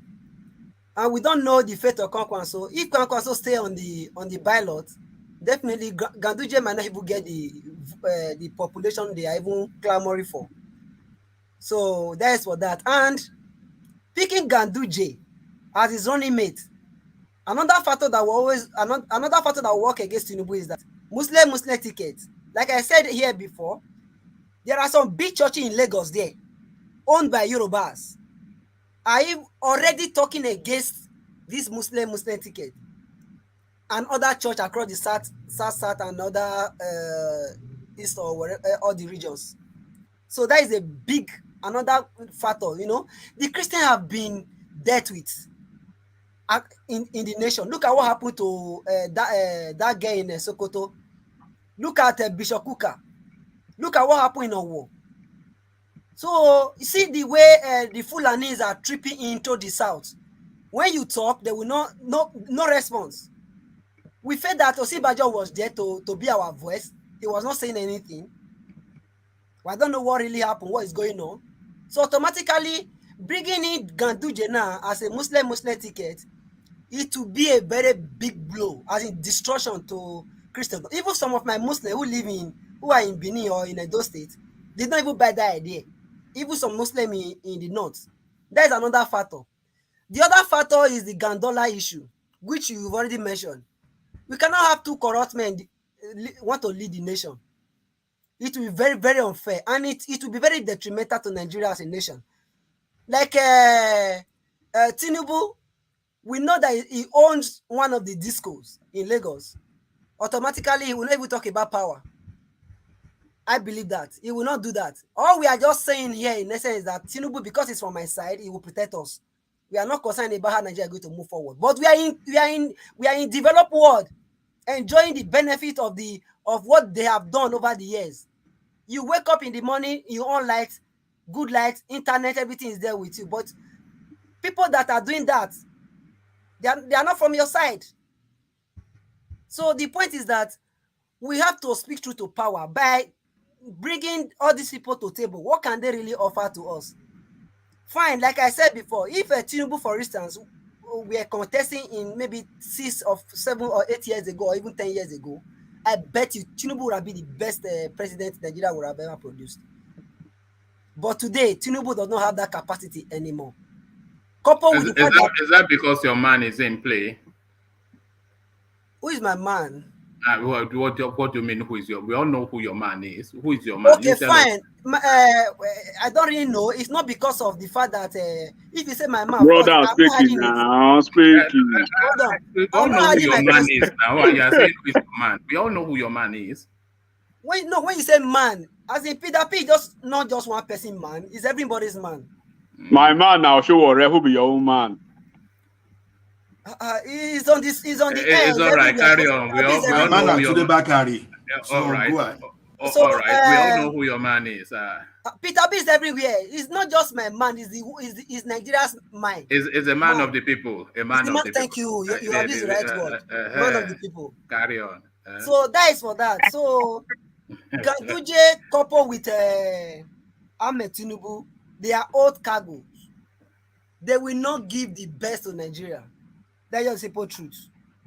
With what we are seeing today, people, I don't know, I never wanted to go into the space. Okay, am I free to go into the other space? Or speak freely, so long as you don't use offensive words. That's the only rule. No, definitely, I will not use any offensive words. But a woman, good evening, sir. Can I interject in a little bit? Oh, no, please. Okay, man, okay.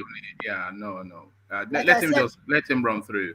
Like I said before. Sorry, Tony. Tinubu will not make a good president at this age. Going back to the issue of person, Peter Obi traveling to what's it called? Egypt to go and understudy their power, another issue over there. I think is a welcoming idea. Only Egypt alone have almost about 700 policemen guiding only 100 million people or so. Nigeria only have 200 and something or so. I can't remember, just within that range. 200,000. I can't know within that, but the Egypt policemen is far more than Nigeria compared to our own population, compared to the situation we are facing in Nigeria. Those people, like now, they have almost about 50-something thousand megawatts. Nigeria is only having 4,000 megawatts. Egypt educational system is far better than Nigeria educational system. Yeah, we know why he has gone to do the comparative analysis, so you don't have to talk us through all of it. No, I have to talk through because there are some people on the people listening. Yes. You might know, other people might not know. Yeah, it's just really the time, if you go through the whole of everything, then how long we will be here for? I'm not going through everything. I'm only trying to summarize it. All right, go on. Such a country is worthy of emulation. Because we feel like somebody mentioned that we have everything here. So, like the way Nigeria educational system is being run, it's not done. I keep on mentioning it. Like in Nigeria educational system now, for instance, there is no synergy between what is happening in the real world and what we are being taught in the classroom. So we have to just oppose what is happening in the two space and being able to know what is going to teach our students. So doing that is not a bad idea at all. Expecting a Peter Obi to go and stand in Ekiti, knowing fully where the Labour Party in Ekiti state have already collapsed their structure to APC, I see no reason why he should go and there and start voicing nothing. If he loses, then the people will come here and start shouting that he lost election. That is a litmus test. So I see no reason. Tiobala. Yeah. Continue. Okay, I thought you wanted to ask question. See, did you realize the significance of that statement you just made now? You want to become the president of Nigeria, and the Ekiti man is here. I'm even telling you that I'm grieved that this guy ignored me. Do you know how I see this thing? I see Obi technically ignore me that Ekiti is not important. You know that is why the way I feel. You know why you and feel? You are defending him. Look, what I'm saying is that you still need people to become this president before you start looking at what is happening in Egypt. You can always get consultant to do this thing for you. It's an excuse. No. When you talk about consultant doing it for you, it is left for you, who is the head, to know what you want, to be able to consult people to come and do it for you. If you don't know what to do, definitely you will not know the right people to call to. There is a time for everything. This is the time for consultation that he has missed. That is what you need to understand. Tinubu, when he won his primaries, since that very day, he has not even relaxed for a single day. I said something yesterday, where money stops, right? Connection and influence starts. This is the moment for Obi. He's messing up again. You guys, if you have his number, you are closer to him. Tell him, push your foot on the ground. Can I have my turn? Because when you were talking, I did not interject you, please. So I'm sorry about that. I'm just trying to let you understand. Please. Let me make my point. Peter Obi going to anywhere he wants to go, he's doing it for the benefit of the nation. Nigeria, as we speak right now, have issue with power. Whatever thing you are doing right now, you cannot even. Sorry, how can you say he's doing it for the benefit? It's not the president, so how is a private individual? Fine, because we're talking about consultation right now. Right. People are consulting because they want to win election. Right. Not for the benefit of the nation, because of their self-aggrandizement or self-interest. No, they will argue. No, hold on. You can't say that now. They will argue. No, you can't say that. Because they will argue that their ambition is for the benefit of the nation. Peter Obi will say that his ambition is for the benefit of the nation. Whether you like it or not, the problem we are facing in Nigeria today is life. That is one of the major problems we are facing. Right. So if any of the politicians have not been able to solve that problem, meaning they don't have the interest of Nigeria at heart. So definitely What do you mean if we've had Obasanjo Yar'Adua, we have Goodluck Jonathan, and we have Buhari. They've all attempted at it. They attempted and by the way, the people who built the system in Egypt, they are already working in Nigeria, Siemens. Those people working in Nigeria, you forget to put Nigeria politician factor into this matter. Right. In Nigeria, they will award contract of 10 million naira. No, we all know all that. But don't keep on telling me you know all that. Let me make a statement. We know. You said they're already in Nigeria. Let me talk now. Don't lower the conversation to a pedestrian level. No. See, let me make a point. People are listening. We know. Who doesn't know that contracts involve bribery in Nigeria? They all know that. But okay, fine. Can I make a reference to that? Forget that. What I'm saying to you instead. What I am saying to you is that what Peter Obi proposed to be going to Egypt to understudy is something that is already situated within the Nigerian space. Abba Kyari brought that to Nigeria. In fact, the trip that killed him, where is Abba Kyari now? He is dead. But when he went to Germany and was coming back and caught COVID, it was actually at the advanced stages of conversations with Siemens, who built the electrical system in I think you have explained everything within yourself.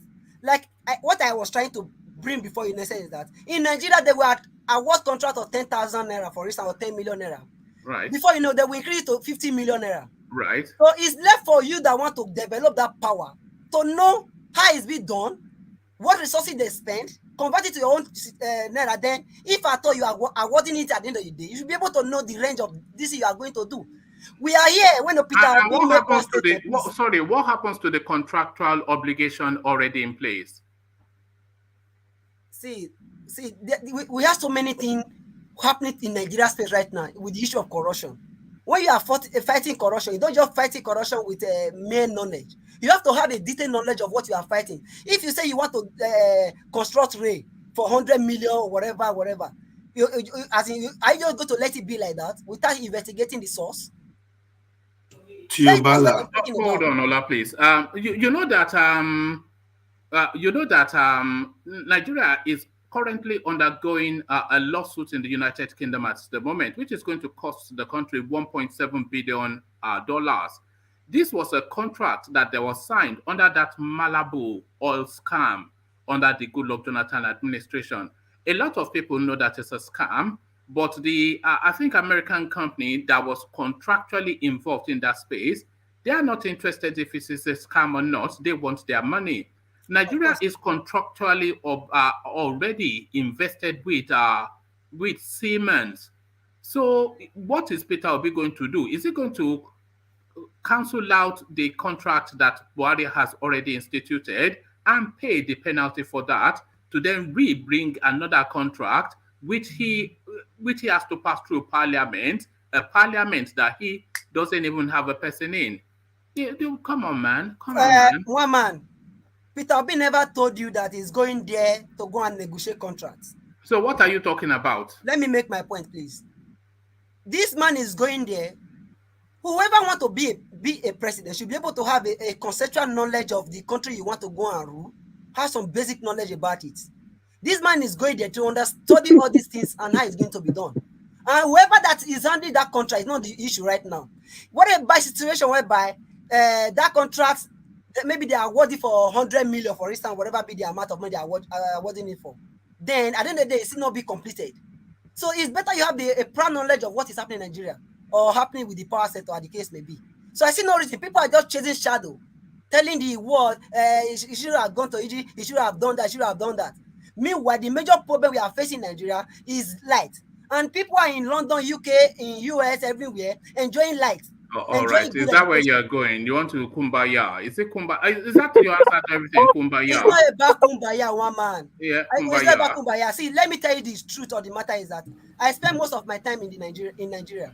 Right. You know, when I came to the US, when I wake up here, I can on light off anytime I want. Right. That's so, yes. So what are you talking about, man? You will not understand because you don't want to buy into my idea. No. It's because it doesn't cohere. Why would it cohere? Because I'm not talking please don't try. I told you not to tribalize conversations here. No. And if you do that, then I did not even see. I've never even mentioned name. Yeah, we know where you're going, but you'll be interrogated. You'll be interrogated. So you want to speak to populism. Continue. Yeah, you want to speak to populism. And you can speak to populism, but if you try to speak to populism, then you get short, you get pulled up short. You get pulled up short. And listen, we have light in America, we have like, you can do that now. You can do that. Tinubu peace himself, you can all do that. But we're trying to elevate conversations to a more nuanced sort of space. You're saying he went to Egypt to understudy electricity. The people who doubled electricity in Egypt in 4 years is the German company Siemens. That company already situated within the Nigerian space. So does it mean he shouldn't still go and understudy it? Yes, he should. But really, what will he learn from that trip? Is the question. Let it come back. When he come back, maybe by then we should be able to understand what he has gone there to do. Maybe one or two things he discover. Maybe in addition to that, we have education. We have issue of security. Then let it come, because definitely this man, what you should understand about this issue is that this man will face panel, maybe political debate, or he will face you and I. Whenever maybe we can invite him here. One of the questions we are going to ask is that how are you going to fix Nigeria power problem? So he might be able to see something you want to bring to the table. Please, we should not go and start chasing shadow because of one or two things. This man has the right. It's funny you should say chasing shadows, because that is what they are accusing Peter Obi of. As it stands right now, Peter Obi has a better chance more than Ahmed Tinubu. Has a better chance more than Atiku. Oh God, you. Oh God. You may not agree. I don't even want you to agree. Of doing what now? Of doing what? Of doing what? A better chance. Right. Okay. Well, those are your thoughts, of course, which you're entitled to. Yes. One question, please. Reason being that just one question. Hold on, please. You can keep it to your own time. Reason being that Tinubu with his own Muslim ticket might work against him. We don't know. Tinubu head might work against him. We don't know. So Atiku, as we all know, the base of PDP. How do you imagine Peter Obi winning this election? I'm narrating it to you now. Maybe you are not listening. Hey, go on. I told you Tinubu head is not in a good shape right now. Right. Even the people in Yoruba land are not even happy with him going for this presidency. Do you know where the APC is that what? Although can I air my opinion? No. Are you a Yoruba man? Can I air my opinion? Let me air my opinion. I'm not saying people are here. I didn't say not to kumbaya. I don't kumbaya. bro, this is the wild goose chase, bro. Wild goose chase. That's what you are doing. Hold on, please, enigmatic. He didn't interrupt you. But don't kumbaya now. You are just taking us down some funny spaces. I'm speaking the chance of Peter Obi winning the election, because when you ask people questions just now, say what is the success, what is the chance, they will mention 2,000, 2 million, and all that. You'll be happy and all that. Me, I'm not telling you that Peter Obi we win this election or man win this election with a landslide. I'm not giving you the statistics or the scenario that might lead to that. And you're saying it's Kubaya or whatever. It's Kumbaya. Let me go again. Maybe you're not listening. Go on. The problem now with Tinubu winning this election is that Muslim ticket will definitely work against him. Take it or leave it. All right. Secondly, Nigerian youth are more aware now, irrespective of your tribe, that an old man, say Kaka, cannot rule Nigeria, cannot hold a party flag, cannot rule Nigeria at this present time with the constitution we find ourselves. So with that, it will be a very difficult call for him. And coupled with the fact that if he eventually pick Gandola, it's a big issue. Okay, let's go back to PDP. Where is the base of PDP? Is many in the east and the south and all these things. What about if the youth now team up and say, okay, your base now, which is the south? If the Igbo decide to vote along with maybe Peter Obi line, people, the youth decide to remember what the answer is all about, vote along this thing. And Kwankwaso, on the other hand, might divide the northern vote if they eventually pay or whatever. So the point is that we should be rational in our thinking. Rational? Did you say rational? After what you just said for 5 minutes, yeah. Are you all right? Is that what have you said? We should be rational. What are you? Come on, my friend. Don't make it easy for me. Don't make it easy for me to say things like this now. We should be rational in our thinking. After what you just said for 10 minutes. What did I say? That because he announced that Tinubu has is shaking, and then the use of credit, and then it's China you are something, angry because and then I said Tinubu will not win election. When would I be okay? No. The next time you try to tribalize the conversation will be the last time you appear on this platform. I've invited you not to do that. I did not remove him. He left. And I'm going to remove you as well because of course I don't I'm leaving. like, Bye-bye. I don't like. All right, thank you. So you can leave. So there it is. I apologize for that. Let's go to Ifeanyi. This is sorry, can everybody hold on? Enigmatic, this is how you started with that aggressive something that you said is going to be the undoing of Peter Obi, and that is it right there. But let's go to Ifeanyi. Ifeanyi, to you. Yeah, well, I've really had a lot tonight, and I've learned from everyone. Well, for me, when it comes to Ganduje, I just think he's not a good fit for Tinubu. He's a corrupt man. This is someone that was recorded on camera, trying to give money to someone. Well, for me, I think Tinubu needs to do a good job if he wants to win this election, finding the right candidate. But as for Peter Obi, his own personal life is that. I mean, I don't want to judge him on his personal life. I just look at him based on what he has done and what he has, put out in Anambra State. Well, for me, I think he's a good person who can actually rule this country, but I don't think he can do it right now because of the state of things right now. Currently, I think if there's anything I can forgive Buhari for, it's just for one thing, which he has done. The Electoral Act that he newly signed, which also made INEC change the card reader. And they have a new card reader, and there's no more incident form. So all this thing about trying to bribe people in INEC to hold cards and PVC of people that have registered and not give them out to them, and now use those PVC to now rig election and print on incident form and all those things has been abolished. So it's been very difficult for people to rig election right now. Even if whether Atiku or Tinubu wants or anybody wants to rig, it will be very difficult. They tested it in Anambra State, where they had over 100 and something thousand invalid votes. So even though you bring violence in a particular place, they will cancel it and come back again and do the election in that particular unit. If it gets too much, they'll cancel that venue. So that is right now is a critical time. That's why they're informing a lot of people, and people are aware in Nigeria right now and going to get their PVC. So every man's vote will count.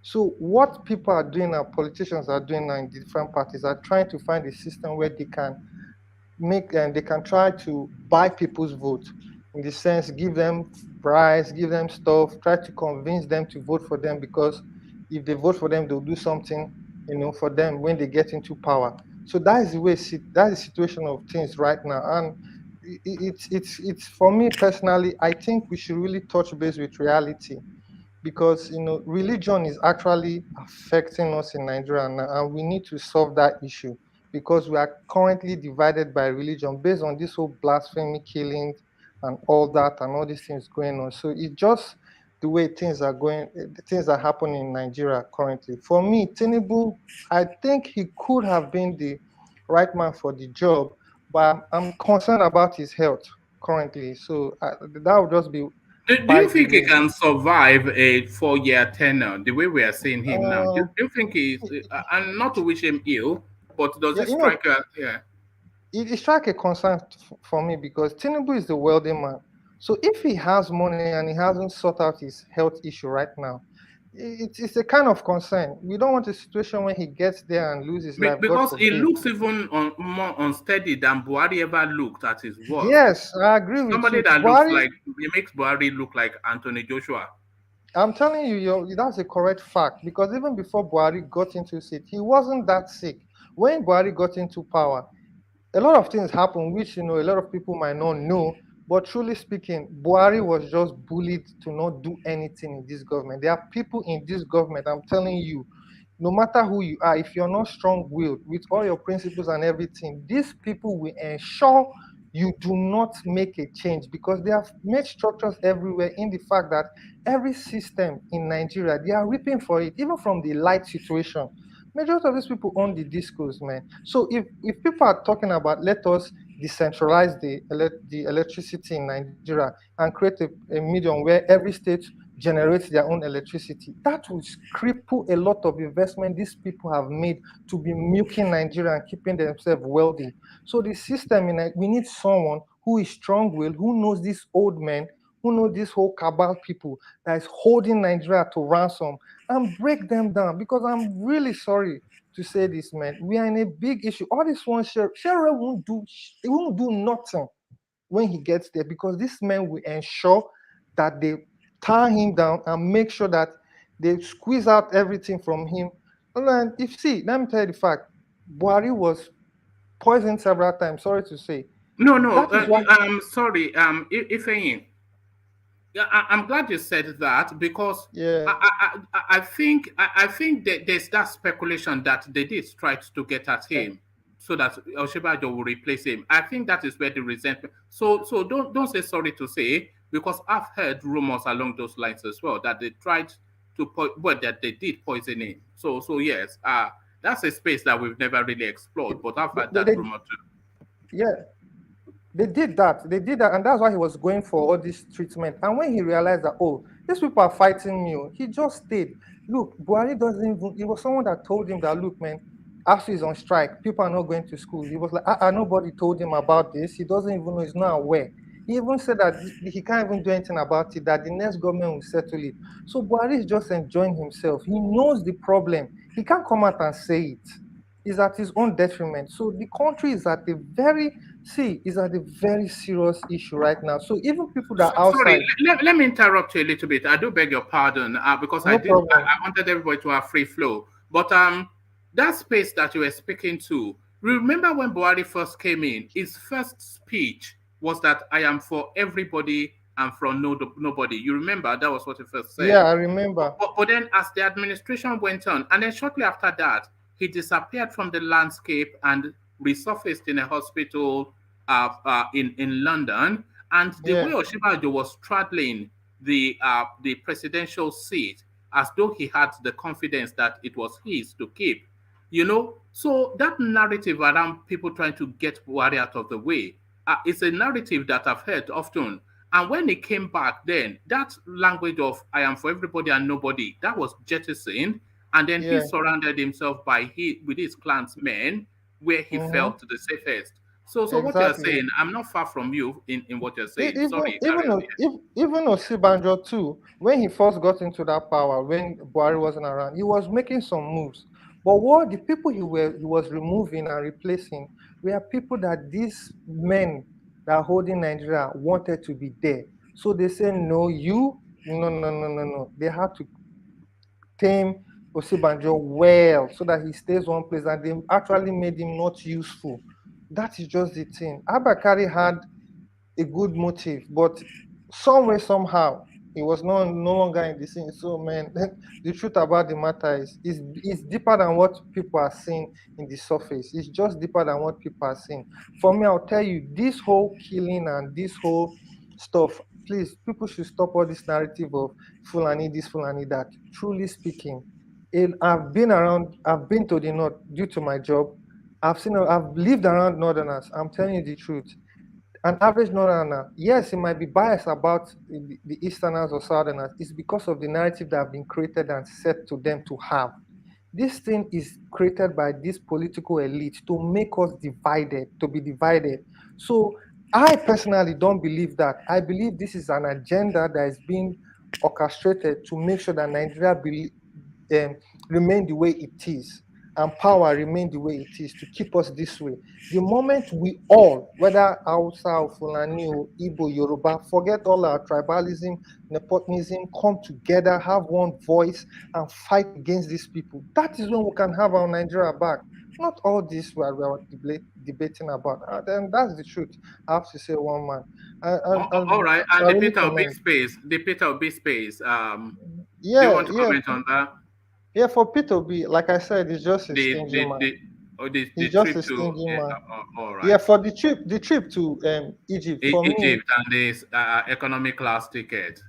yeah. So for me, yeah, it's an idea, but right now, is it the right thing to do? That's my own question. And also, too, looking at, yeah, he has the power to change the economy to an extent, no doubt about that, because of the work he has done, the roads he has built in Anambra, the investment he made with Anambra money, which even Soludo commended on him about, because he invested the money in a company outside the country. I forgot the name of that company. If I can remember, I'll let you know. And then the dividends, the return of investments, they're coming back to Anambra State. You understand? So I know he has the will to do that. He has the will to improve on the infrastructure and a lot of things. But, is it the right man to unite us? That is my own. Thank you very much. Oh, all right, brilliant, well put. So that's Ifeanyi. Who joins us? This is your first time, is it, Ifeanyi? No, I've been on your program before as Epic 9. I've just been Epic. away for a while. All right, brilliant. Yes, Good to have you back. Always a delight to hear from you. So I want to play just a short video for the benefit of Baba Akure. So one of Baba Akure's best friends have found him online. So Baba Akure, here is your paddy man, reacquaint. We come back to the economy. To the economic, what happened is we don't know what happened that this type of crisis beginning between the executive and the legislative of government, arms of government. In this budget you are saying, from today to tomorrow, we will investigate and we will know the reality. I myself, I will tell the House, leadership of the House, appropriation and the others that they should make sure do justice to the executives. What the executive brought, if there is some problem, let them take the details and the budget. Go and meet Baba in the villa. Ask him, Baba, see how we did it. Because Baba is the father of all. he will correct them. He will say, okay, show me like this, an example. So this is constituency project. I see some 40 billion added. Where you get this 40 billion, my brothers? That is what Baba will ask. When I'm coming, one Baba look again. It'll be funny, but that's a senior parliamentarian in Nigeria. Unfortunately, he lost. Like that. Unfortunately, he lost his primary seat, so he's not coming back. You know the Babas I love. That guy is actually, worse than Milani. Actually, to buttress enigmatic, I think we may sit down here and just talking, right? A lot of things are going on in Nigeria because I see a lot of senators losing their seats right now. Seriously. Including the Senate presidents.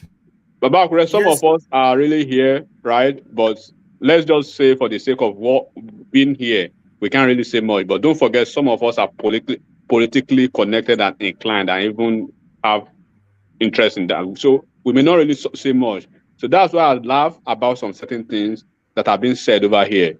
You just saw what happened just a couple of minutes ago. The guy that just had his turn. Look at his name. You know it's an Igbo boy, right? It's an Igbo guy. It's from the South. Yeah. It's from the But look at brilliance. Look at intelligence. Look at conversation. Very conversational. Very interactive. That is what we are talking about. Who likes the way Nigeria is? Nobody does. Oh no, sorry. No, that one is not. Yeah, that's an Igbo guy. Sorry, I thought it was the one that has stormed off. Yeah, sorry, carry on. No, I mean the Ifeanyi guy. Yeah, that is what we want on this platform. We are not creating this platform, for gutter-minded people, right? I want to assume, and I want to be tempted to believe that whoever is here has not made a mistake by choice or by omission to be here, because you've listened to people and you can make an aggregate understanding of what they can bring to the table. But when you are coming over here, look, what is happening here is just like a tip of an iceberg compared to what is happening on Twitter. Go to Twitter. You go to Twitter. You want everybody to vote for Peter Obi, but you are not bringing any sense into convincing people to see the goodness in your guy, right?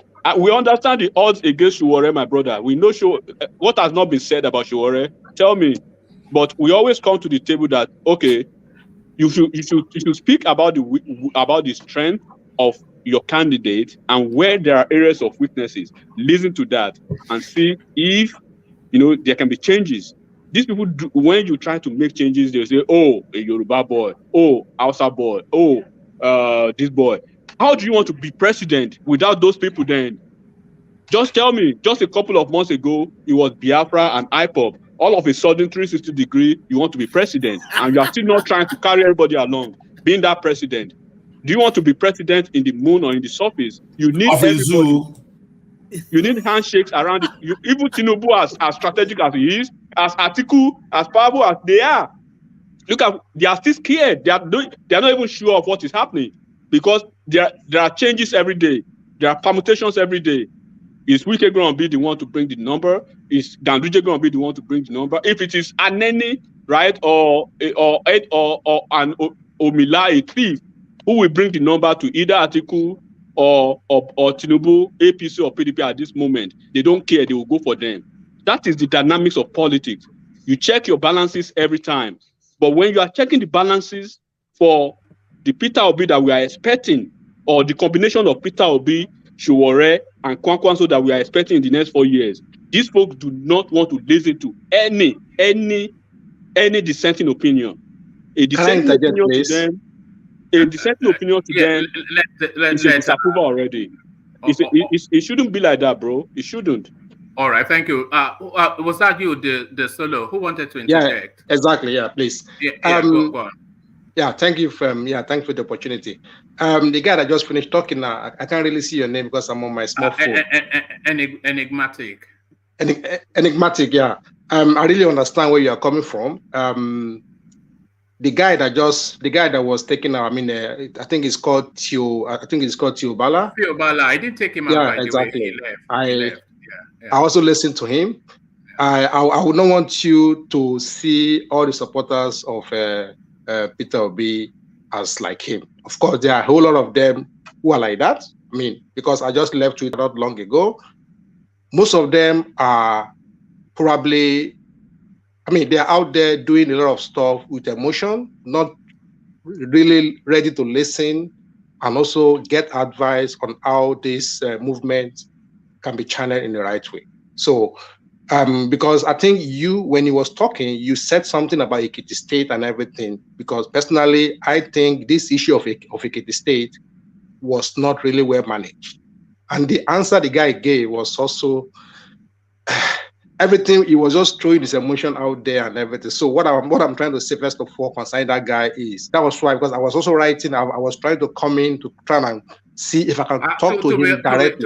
To be honest, sorry, Desolo. To be honest, I'm always sort of funny when I'm talking about somebody that is not here to defend themselves. So just maybe leave him and just make your own contribution, because he's not here to counter you back.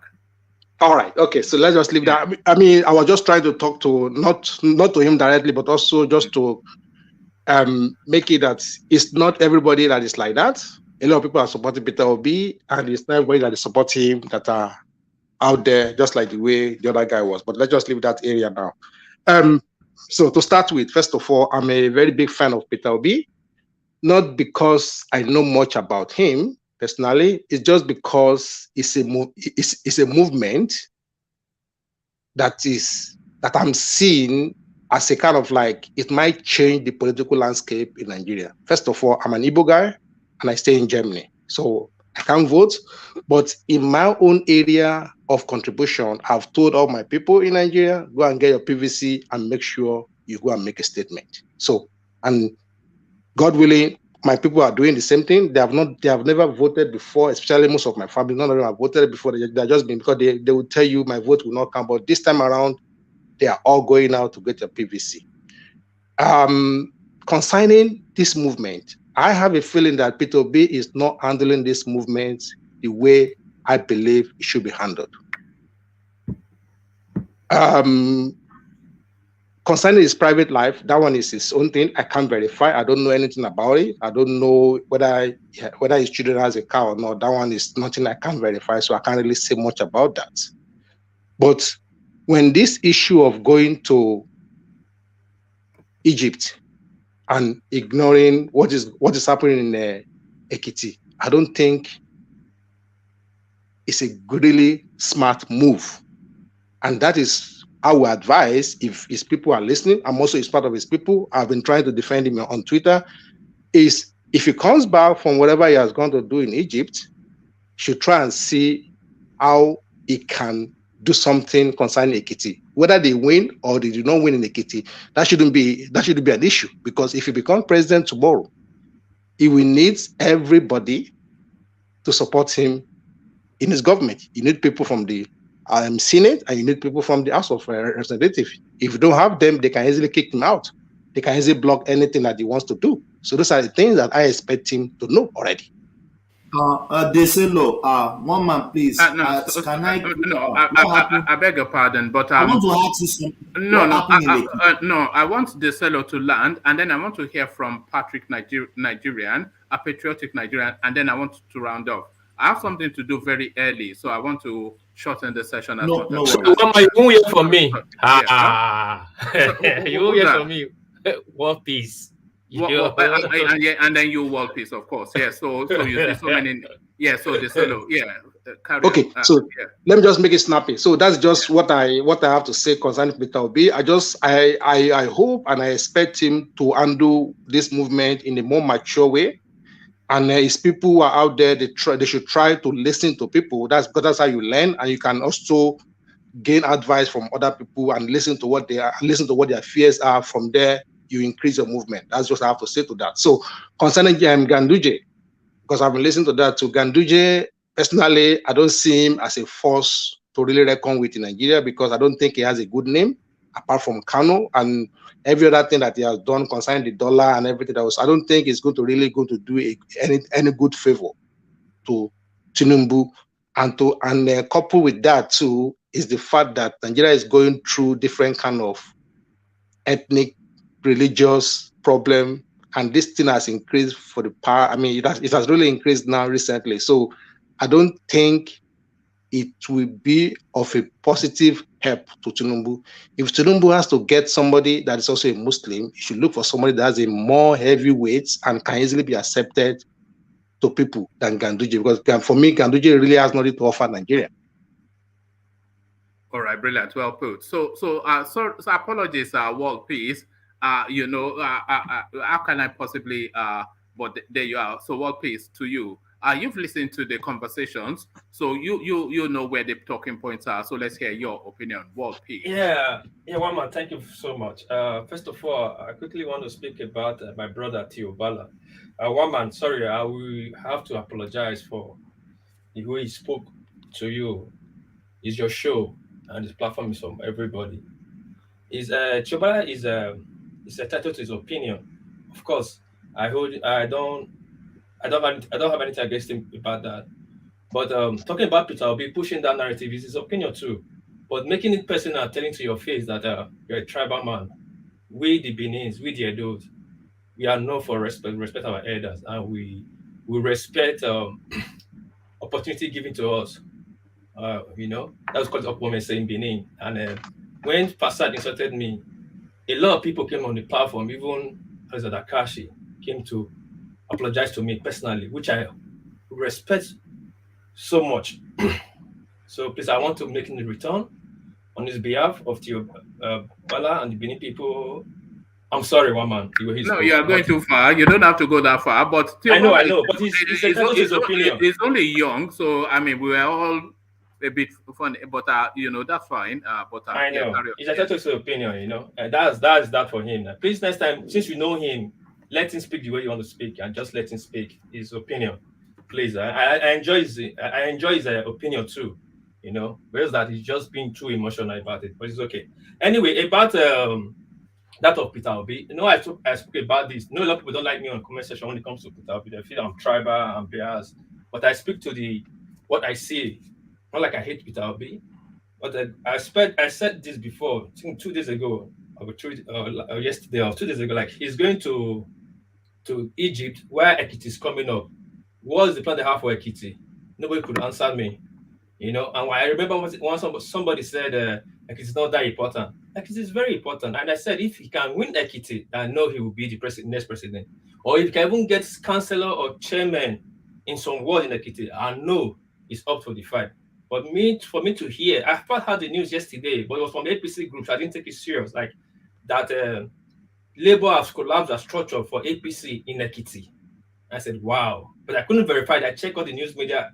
I couldn't verify it. But I just heard now somebody on this platform say it again now, that Labour Party has collapsed their structure for APC in Ekiti. Now, what would Peter be wrong with if he become a president, if he become a president with no senator, no rep, no governors?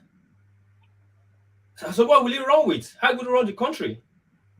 The movement people are talking about now is looking more and more emotional ideology than a fiscal ideology that will take us out of our problem. And I said this again 3 days ago, that 3 months from now, a lot of people will pull out for this movement, because the way people insult people, if you don't buy into their narrative, they'll insult you. They want to force it on you. People will get tired of it and pull out. Now, people are coming to this ideology because it speaks to the way they feel. It looks like the way they feel. It buy into their narrative. That's why people are joining selflessly. You just join by yourself.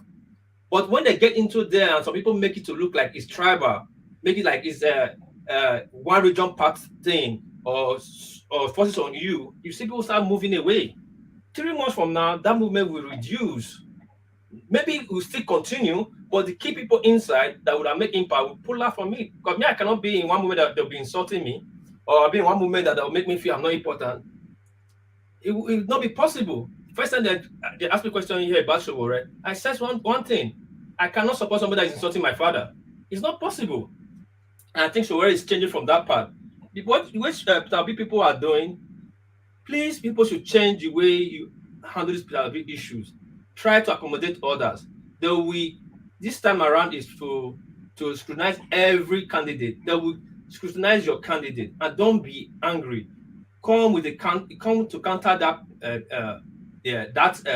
narrative with your own information, with your own narrative, not insult. It will bingo. You are this. It does not make sense. That's not a good politics. So that I said that Peter Obi, I don't see him winning. The way I'm saying it, I don't see him winning. He might pull a force to change the narrative to give us hope that there's still hope, but he's not winning. That's how I see that Peter Obi. Then that of Ganduje, I don't see Ganduje helping Tinubu election. Like we seem to have lost you somewhat. Because if one conflict, that is Shakarau and Kwankwaso, right? I think Shakarau and Kwankwaso. That Kwankwaso is the real name, right? I pronounce it well, right? Yeah, carry on. Yeah.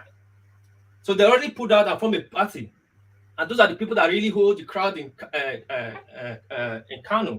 Ganduje's second coming was single-handedly handed to him by Shakarau. The first one was Kwankwaso, and the two of them already left. So I don't see any votes that Ganduje want to give to Tinubu there. But I know Kano have the majority, have a lot of votes, but it's not controlled by Ganduje. And Ganduje comes with a bag and baggages of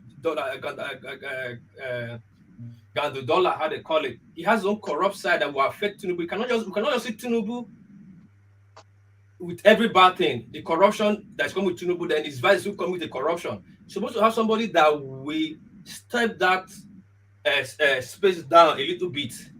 If you take Shetima, people will at least look at Shetima. Just like I'm hearing that Atiku wants to take WIKE, but I'm not sure, But taking Ganduje will not help his presidential bid. I don't think it will help. That's how I see that Ganduje matter. It will be very difficult. All right, thank you, Walpi. So that was well worth hearing. So we go on next to patriotic Nigerian, but patriotic Nigeria is a short little window. So just give us a feel of your thoughts, and then we start to round off. Patriotic Nigerian. All right, thank you very much. Can you hear me? Perfectly. Okay, great. Just before I make my comments, let me just quickly say a little bit about my bona fides. I'm a Peter Obi supporter, so I just want to be upfront about that. And interestingly, I'm also from Benin, as the last speaker, and the other person whose comments kind of caused some sort of conversations. To start with, I'll just get to the points that have been made.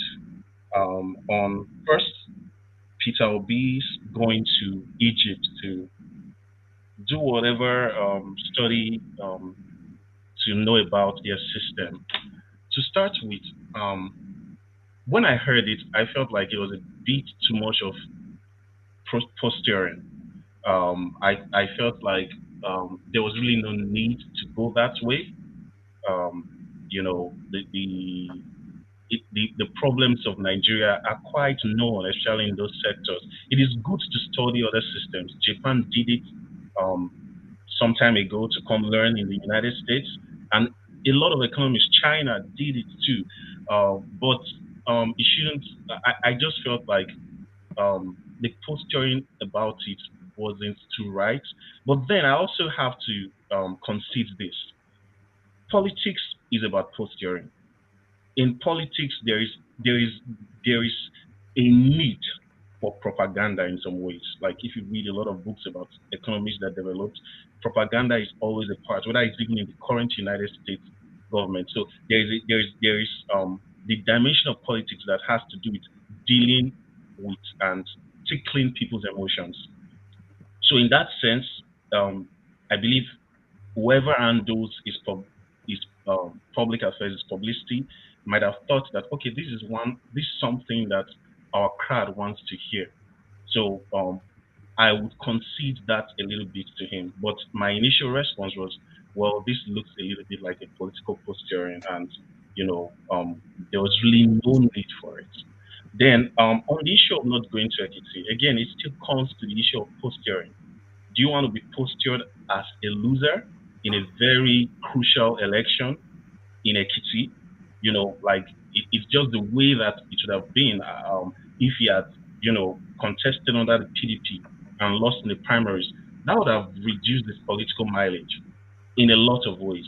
The fact that his voice is still being central in the national discourse today is because he was able to, foresee this and keep his name going by joining another political party. And also, I think we should also give him some grace when we look at some other political players in the current electoral process. Someone like Tinubu, I don't think he went to any southeastern state to get to converse for delegates, and nobody said anything about that. And not just Tinubu, even with the article, this didn't go around as much as Peter Obi went around. Yes, Ekiti is a very crucial election, and a lot of people might feel slighted that it did not come there. But we have to understand that this politics. Do you want to posture yourself as someone who cannot win a state election, and then you're thinking of a national election? And then I want to talk about the level of animation among Peter Obi supporters. I'm a youth, and the strength of the youth is also what puts a lot of people off about them. The fact that youth are very animated, and they form the kind of the kernel of this political movement that Peter Obi represents. So I think it should be somewhat expected. Every youth-led movement is always going to have this extreme sort of components to it. Whether it was Bernie Sanders contesting the other time, whether it was Obama, we've seen family members actually fight over political issues. So while it's not the most desirable of realities, it's just something that comes with the territory. I would implore that Peter Obi supporters be respectful, but you can't control a crowd this much. Even in the Bible, when the Egyptians were going out of Egypt, there was a mixed multitude. So these people are always, it's just for us to kind of look at the bigger picture. I believe that this Peter Obi's movement, beyond Peter Gregory Obi, is actually a movement that benefits Nigeria. We're trying. It's a statement kind of movement to show that okay, Nigerians can actually take control of their electoral destinies, and that has been the point in even leaving the PDP. In even saying I'm not going to bribe delegates. If we can get our electoral system right and our political system right, I believe that that's a gain to us at the end of the day. So if nothing is just going to be perfect, you're not going to just have very well-mannered people, in the political system. If at the end of the day, the big picture gain is that, okay, we are having a process where we as individuals in Nigeria, especially the youth, have a voice in the electoral process, that we've gone beyond, the fraud that goes to the electoral system, that lack of trust in the electoral system. At the end of the day, that's something. Yes, some people have said, oh, Peter Obi might not win. I don't want to make those kind of permutations. I believe that anything is possible. Yes, it might not look like it now, but anything is possible. I just don't want us to douse that enthusiasm on the side of Peter Obi's supporters by looking at it, and I also don't want us to tribalize it. And I believe that this to the point that our host here has been making about not tribalizing issues, because if you look at the man himself, he has not postured himself in any way that that is tribalistic. Yes, you can say, oh, one or two of his supporters are doing that. You know, we know there are candidates that are contesting now, and they address people within their constituency with their languages. You could imagine what it would look like if Peter Obi started speaking Igbo. Remember that Buhari did that, you know, someone else is doing it now. So we have to sort of give them some grace. I'm a Benin man. I support Peter Obi, and I know, I mean, in our family currently, we all support Peter Obi, and I know a lot of people who do that. So I don't think we should reduce the conversation to, oh, this an ethnic thing, a tribal thing. You know, we should give that level of grace. And then lastly, on the issue of an animated political space, this all started in the past dispensation. We can't, you know, just, you know, wave that aside.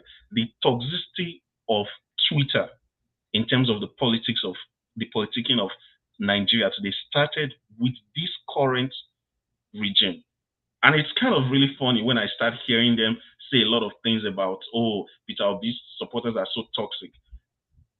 You guys were more toxic. I mean, I'm not referring to anybody here. I mean, the people who are making that assertion. They were also very toxic. They made this about toxicity. It's our candidate or nothing. And I had friends who, you know, I probably would have our friendship would have been strained if not that, okay, I just didn't commit, you know, the past electoral process to heart. Like, we've seen this happen. Is it the right thing? No, but the seed was sown the last time, you know, so we have to, you know, also introspect when we make these accusations against Peter Obi's supporters. Thank you very much. I really appreciate what you're doing on this platform. You're muted. So I was listening to you and flicking through my phone at the same time. And they say men can multitask. Yeah, but brilliant and well put. So very excellently presented. A lot you said I don't agree with, of course, but the presentation I do agree with. But do come back again when we have more time, because as you know, I like to tackle people, you know, especially opinions that I consider psychedelic. But that's a new voice now that you can conjure with, patriotic Nigerian. So there he is. And I noticed that a lot of people from Edo, they support Peter Obi. So that's something that's it. You are not the first. Certainly not the, I think we have about 3 on this platform.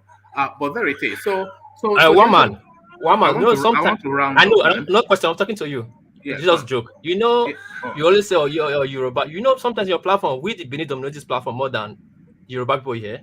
Or the Igbos dominate it actually. No, the 10 on the platform, not on the speakers, on the platform. Like this. Yeah, the platform. Panel. Sometimes, panel. Sometimes we like 6 because we don't use Benin names. We don't know we are all Benin. Sometimes I'll see like 5. We like 5 of us, and we are 10 on the panel. So what I'm telling you, not not the Asian people. We are the Asian people, eh? So you know now.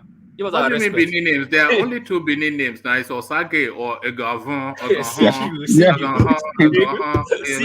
Are you not a Japanese?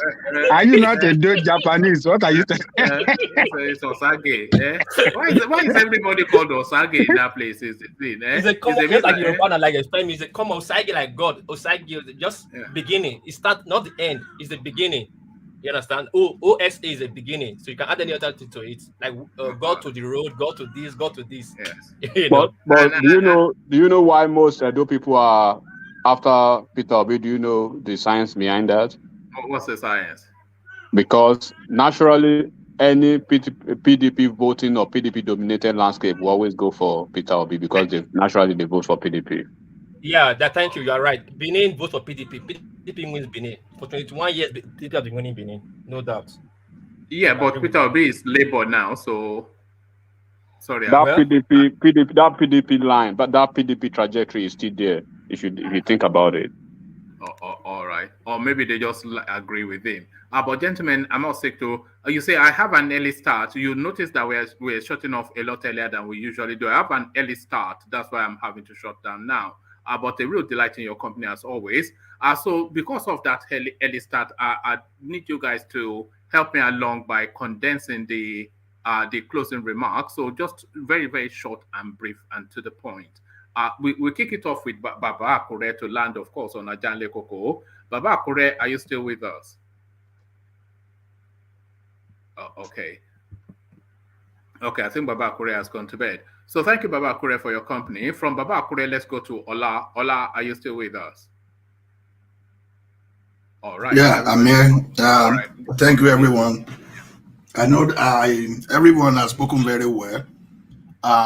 Like my mono way of saying things that we still talk the same way. Nobody is against Obi. For Obi to be able to get something good that people can appreciate and be proud of, it needs to go down the grassroots and flex muscle with those people. Like I said, don't say, oh, you don't want to spend your money. Yeah, we have supporters that are ready to donate.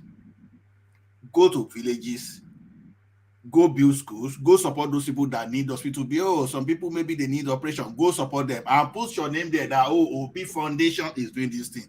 Show face and let people know you. I bet you the person you pay is hospital bill, you pay for surgical operation or those things. We appreciate you more than someone that bring bag of rice to him. Do all those things. Use this thing. So government of countries do bribe, but how do? They do social infrastructure when it is time of election. So it's different from giving money. Oh, go and use this money to shop price. Obi should go and do that and start running away. That's all I have to say. Showuretu can do that. So other than that, please let us just do thumb up and share this thing. And whenever we are speaking here, people should know that you focus on your idea. Don't let everything just aggravate you to the point, oh, I want to leave this. No, focus on delivering your message. That's the only thing I want to tell you. So don't say, oh, because you want people to roll red carpet. No, people will talk against you. People will do this thing. Don't just run away. Don't expect everybody to be clapping for you. You are not God. You are not supposed to be right always. That's all I want to say. Thank you, everyone. Hope to see you later. All right, thank you, Ola. So thank you, Ola. So that's Ola. I think we caught him in the middle of a meal. I could hear sounds of eating. So go back to your meal, Ola. And sorry for interrupting you. So from Ola, we go on to Thomas. Thomas, are you still there? I'm here, one man. Thank you for having me and having the gentleman we have on the panel. Thank you, everyone. I will just speak to our brothers. Anyone supporting Peter Obi, people will push hard. You too have to push hard back. But if care is not taken, Peter Obi is gonna end as sure, because attacking, people will push you. You will push back. People will push you. We are not fighting. We are planning to have the same goal, having Nigeria. May God bless everyone. May God bless Nigeria. Thank you, woman. May God bless you. Thank you. Thank you, Thomas. God bless you too. So from Thomas, we go to the solo. The solo, we're taking just a very short and brief and to the point closing remark. The solo. Okay. Yeah. Thank you very much for this opportunity. All I have to say is that I think this election is going to be a different election. And I'm a Peter Obi supporter. I just hope that his supporter will handle the situations and this movement very well. And I also hope Peter Obi wants to take a leadership role and try to see how they can fix things. I mean, if Peter Obi wins, I'll be happy. If he doesn't win, but I hope if he can really shake the Nigerian political system in a positive way. All right. Thank you, the solo. So that's the solo. We are discovering real powerful voices now, and it's all off the back of that like button. So you see what the like button is bringing us. People like the solo, people like patriotic Nigerian, etc. So closing remarks. We are up next. A man with the Dorset tone, Meadowman. Thank you, one man. One man, let me start by thanking you for the platform, the effort you make. I know it's not easy. Sometimes I even try to hang around. I know how difficult it is for me to hang around. Imagine a man sitting and hosting us the whole night, and we heads just, keep provoking you. Well, the night has been productive and interesting. Uh, about Peter Obi, I still stand on what I said before. For me, as a supporter of Peter Obi, I think he's the best candidate for Nigeria. I think he is the best candidate. I mean, look at it. Look at Ganduje and Tinubu being elected. I believe the Tinubu has the best chance right now. I don't know what is going to happen from now to next 2 months. I do believe his chances are better, but I do believe that Obi is also growing by the day. Now imagine Tinubu and Ganduje being our president and vice president. How will the rest of the world? How will we present our leader to the rest of the world? They would expect us to do better after this present administration, because if you look, you will understand that Nigeria is now like what the U.S. was during Donald Trump. It was like the rest of the world was just waiting for these people to decide what they're going to do before they engage with them. The United Nations, the World Trade Organization, even the World Health Organization, everybody was just sort of ignoring. Let them decide, and then we can know what we'll do with these people. That is how Nigeria is now. So I just hope we get it right. But Obi, for me, has achieved what I most wanted. That is bringing my people back into the politics, getting them to go register to vote. If he wins, that is a plus. If he doesn't win, believe me, God be my witness, I wouldn't mind. Maybe if Tinubu gets elected, he becomes the best president Nigeria ever had. Maybe if Atiku gets elected. But getting my people back into the political system is the most important thing for me. I bet I prefer they carry their PVCs instead of pump action and AK-47. I prefer they go vent their anger in the voting booth. That is what I want. And when they have that PVC, their local politicians will respect them more. They will know that these people will punish them at the polls if they mess up. That for me is one victory already. The second one is to give PDP a beating. Give PDP a beating in the Southeast. And we have that force because we have the numbers and we have the spread. That alone for me, he has succeeded. If he wins, good for him and good for Nigeria. If he doesn't win, well, good for whoever wins. So I just love what is happening. Thank you, everyone, and have a pleasant evening. All right, brilliant. Well put, Meadowman. Everything you said, I agree with. I too, I am heartened to see the Southeast coming into mainstream politics and in a big way with a bang. We knew this was the potential, and this is what is playing now. So this is what, I won't say everybody, but certainly I wanted to see. Rather than the fulefu and shouting all over the place, this is it now, a real threat which will actually effect change, not to be ignored anymore or marginalized, because they're showing muscles now. So real muscles from the Southeast. Thank you, Meadowman. From Meadowman, let's go on to World Peace. World Peace, you know the routine. Yeah, so Wama, thank you so much. My country people, we don't reach the end hour of the program. First of all, I thank Wama, thank Jack Lekoko, thank my brother, Patriotic Citizen, or thank Chiobala. Try come back, not use anger. If you talk to people you want to talk to, I thank people with this conversation. More than like and thumbs up, you know. And then again, make go get now PVC, vote who now want vote, so that who now want to go there at the end of the day. Me, I know who I want to vote. You know who you want to vote. Now the time to scrutinize our candidate might be this. So now, so I see I'm rich. I want to take off my young man here, my small man. I can't here to give a mix. I don't know if he talk much, but I hope to see you now again for the morning session. Thanks and bye. Bye. Make sure you burp him. You know that as soon as he finishes the milk, you can't just put him down. You have to burp him. That's what I'm carrying on. That's what I'm doing, right? That's why I cannot talk too much. All right, brilliant. Well, cool. So thank you, World Peace, who is on daddy duties. Well done, Papa Pikin. Papa Pikin. Thank you. Thank you. I hope you have not named him Osage. Don't name him Osage. I say you be Papa Pikin, Papa Bomboy. Baba Bomboy. So thanks, man. Thanks, everybody. Well done. Thank you, World Peace. So from World Peace, we go to Enigmatic Handu. Just a short closing remark. Enigmatic. All right. Thank you, everyone. Thank you for being a part of this process. It's a process, and thank you for your quality representation and presentation. So I will be closing mine with this.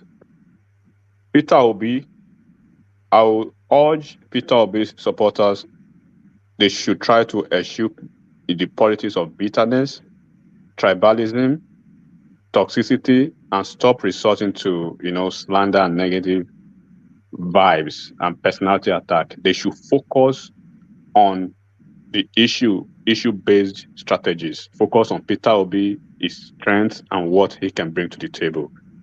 Number two, the Southeast should seize this moment to make a very big banging statement to PDP. They should let PDP understand that the party that has been feeding them all this while, they've beaten the hands. They've beaten the hands of the Southeast that have been feeding them their votes since 1999, 23 years.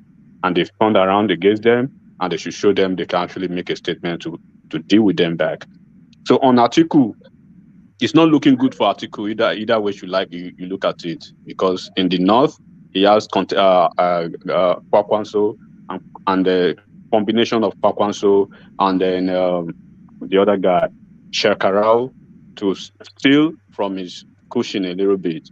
In the southeast he has Peter Obi to deal with, and southeast generally now, and their revolution against him. In the south he has the Igbo-speaking people, the Igbos in the South to deal with, and Labour Party generally.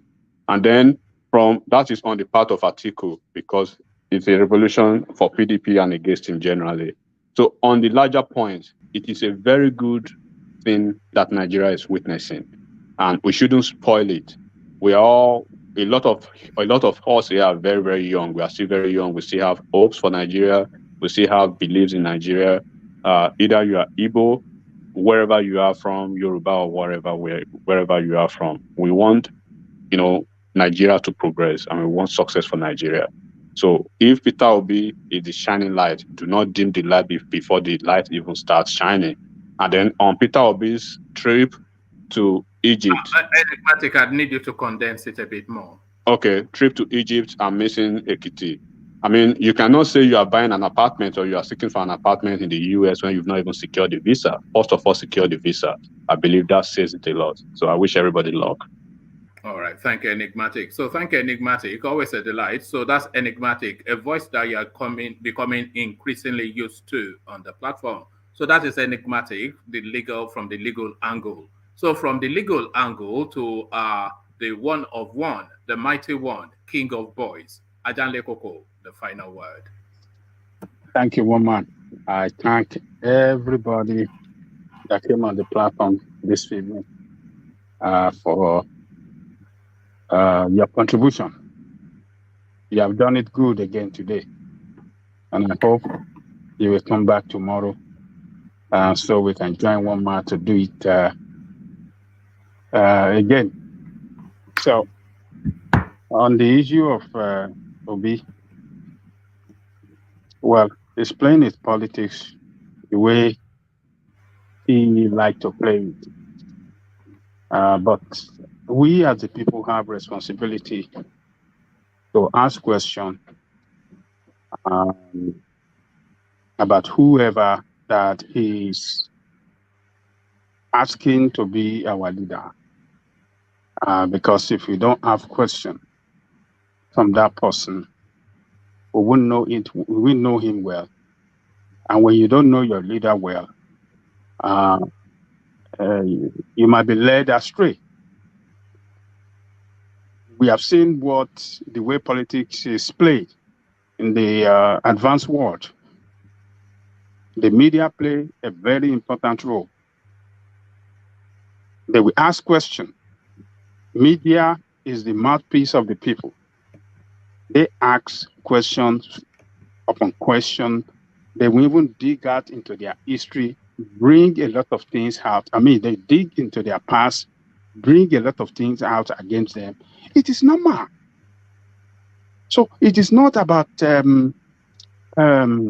when people ask questions or about this or it doesn't mean that they hate him. No, that is some of the goodness of democracy. That is what the democracy gives us, to ask our question, to push them, and to, to vote for them and vote against them. So, to our people, particularly those that have been supporting Nnamdi Kanu, those that were very, very strong supporters of Nnamdi Kanu, now shifting, abandoning Nnamdi Kanu for Nigeria now. So what is going to happen to Nnamdi Kanu? Have you forgotten him, where he is? Would you abandon him if he's released today? What are you going to do about him? Are those efforts and everything he did, have they gone in vain? So we're asking you guys this question, because majority of you guys on Twitter, on this thing, chanting this will be, you are all Nnamdi Kanu Biafran guys. So what happened to Nnamdi Kanu now? Abandoned? Sowore that are even, he suffered on Nnamdi Kanu issue, going to court, fighting for him that why must it be rendition and put in imprisonment in Nigeria. He was brutalized on the street of Abuja. We saw it. He was out there. Your Obi was not out there. Who is the real leader between Obi and who is the leader? Who is the man of the people? Who is fighting for the right of the people? Between Nnamdi Kanu and Obi, between Obi and Sowore. Sowore got a beating on the street for Nnamdi Kanu, fighting for his right, so that no Nigerians will be treated the way they treated Nnamdi Kanu, so that no Nigerians will be molested the way they molested Nnamdi Kanu, so that no Nigerians will be kidnapped and rendition to Nigeria the way they did to Nnamdi Kanu.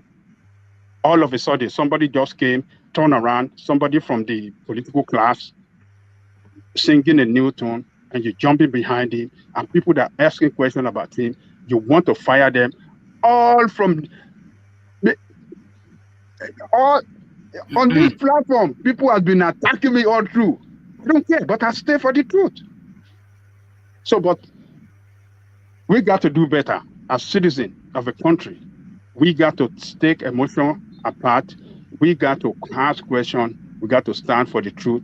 We got to know who is that person that really can fight for us. So for me, I believe Sowore is the man, is the one that can do it. Everybody listening to me around the world, go for AAC. That is the party that is different from all these political class, political magician, political chameleon, and political all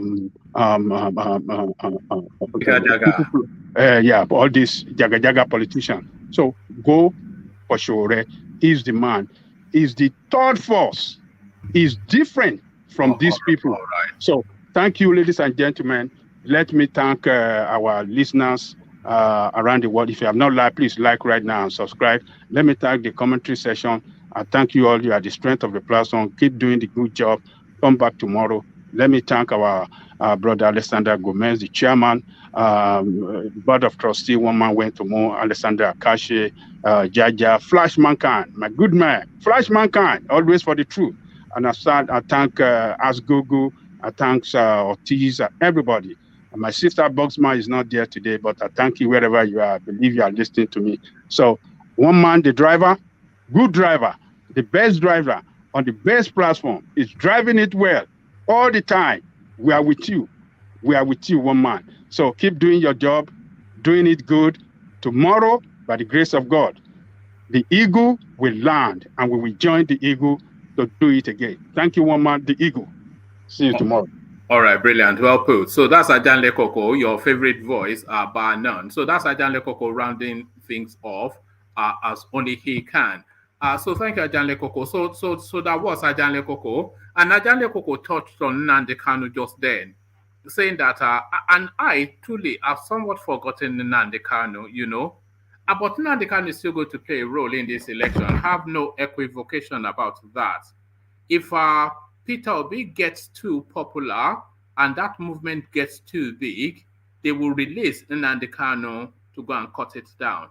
They will release Nnamdi Kanu. Mark my words, within the next 6 weeks, they might well release Nnamdi Kanu. But they will release him, not give him his passport, but let him go back to his home in Umuahia, where he will be making commentaries about the Biafra movement still. So that's, we'll see how that plays out. But I suspect that they might throw Nnamdi Kanu as a spoiler into the Peter Obi narrative if they feel that it is getting too, too popular and too, threatening. So that is still something we have to conjure with. I never had the thought. Ajale Koko just pointed out that it's somewhat forgotten, and he has somewhat been forgotten. So there it is right there, the Nigerian political space. I don't think there's a Hollywood writer that could write scripts just as compelling as the Nigerian political space. That is what it is, a drama a minute. That is what we have in Nigeria. Even discussing Nigeria is a drama a minute. So come then, let's dramatize it all together again. The next session, of course, tomorrow again, 1:30 thereabout UK time. Yes, 1:30, around about 1:30, 1:40 UK time. And then, of course, 9:35 p.m. UK time. So we're trying to maintain that tempo of 2 sessions, and the feedbacks has been encouraging as well. So that's what encourages it. So click on the like button if you haven't already. If you are still with the session all the way through, then you have every reason to click on the like button, because that's just the one contribution you can make, just to nod and somewhat an acknowledgement of the effort. Maybe not an approval if you don't approve, but an acknowledgement of the effort. If you want to nod an acknowledgement of the effort, then click on the like button. And as you're doing that, click on subscribe as well if you haven't done that already. Haven't done both, then come join me in the comment section where the conversation never stops. So I'll leave you here. Carry the conversation on with you in the comment section, but here I say peace.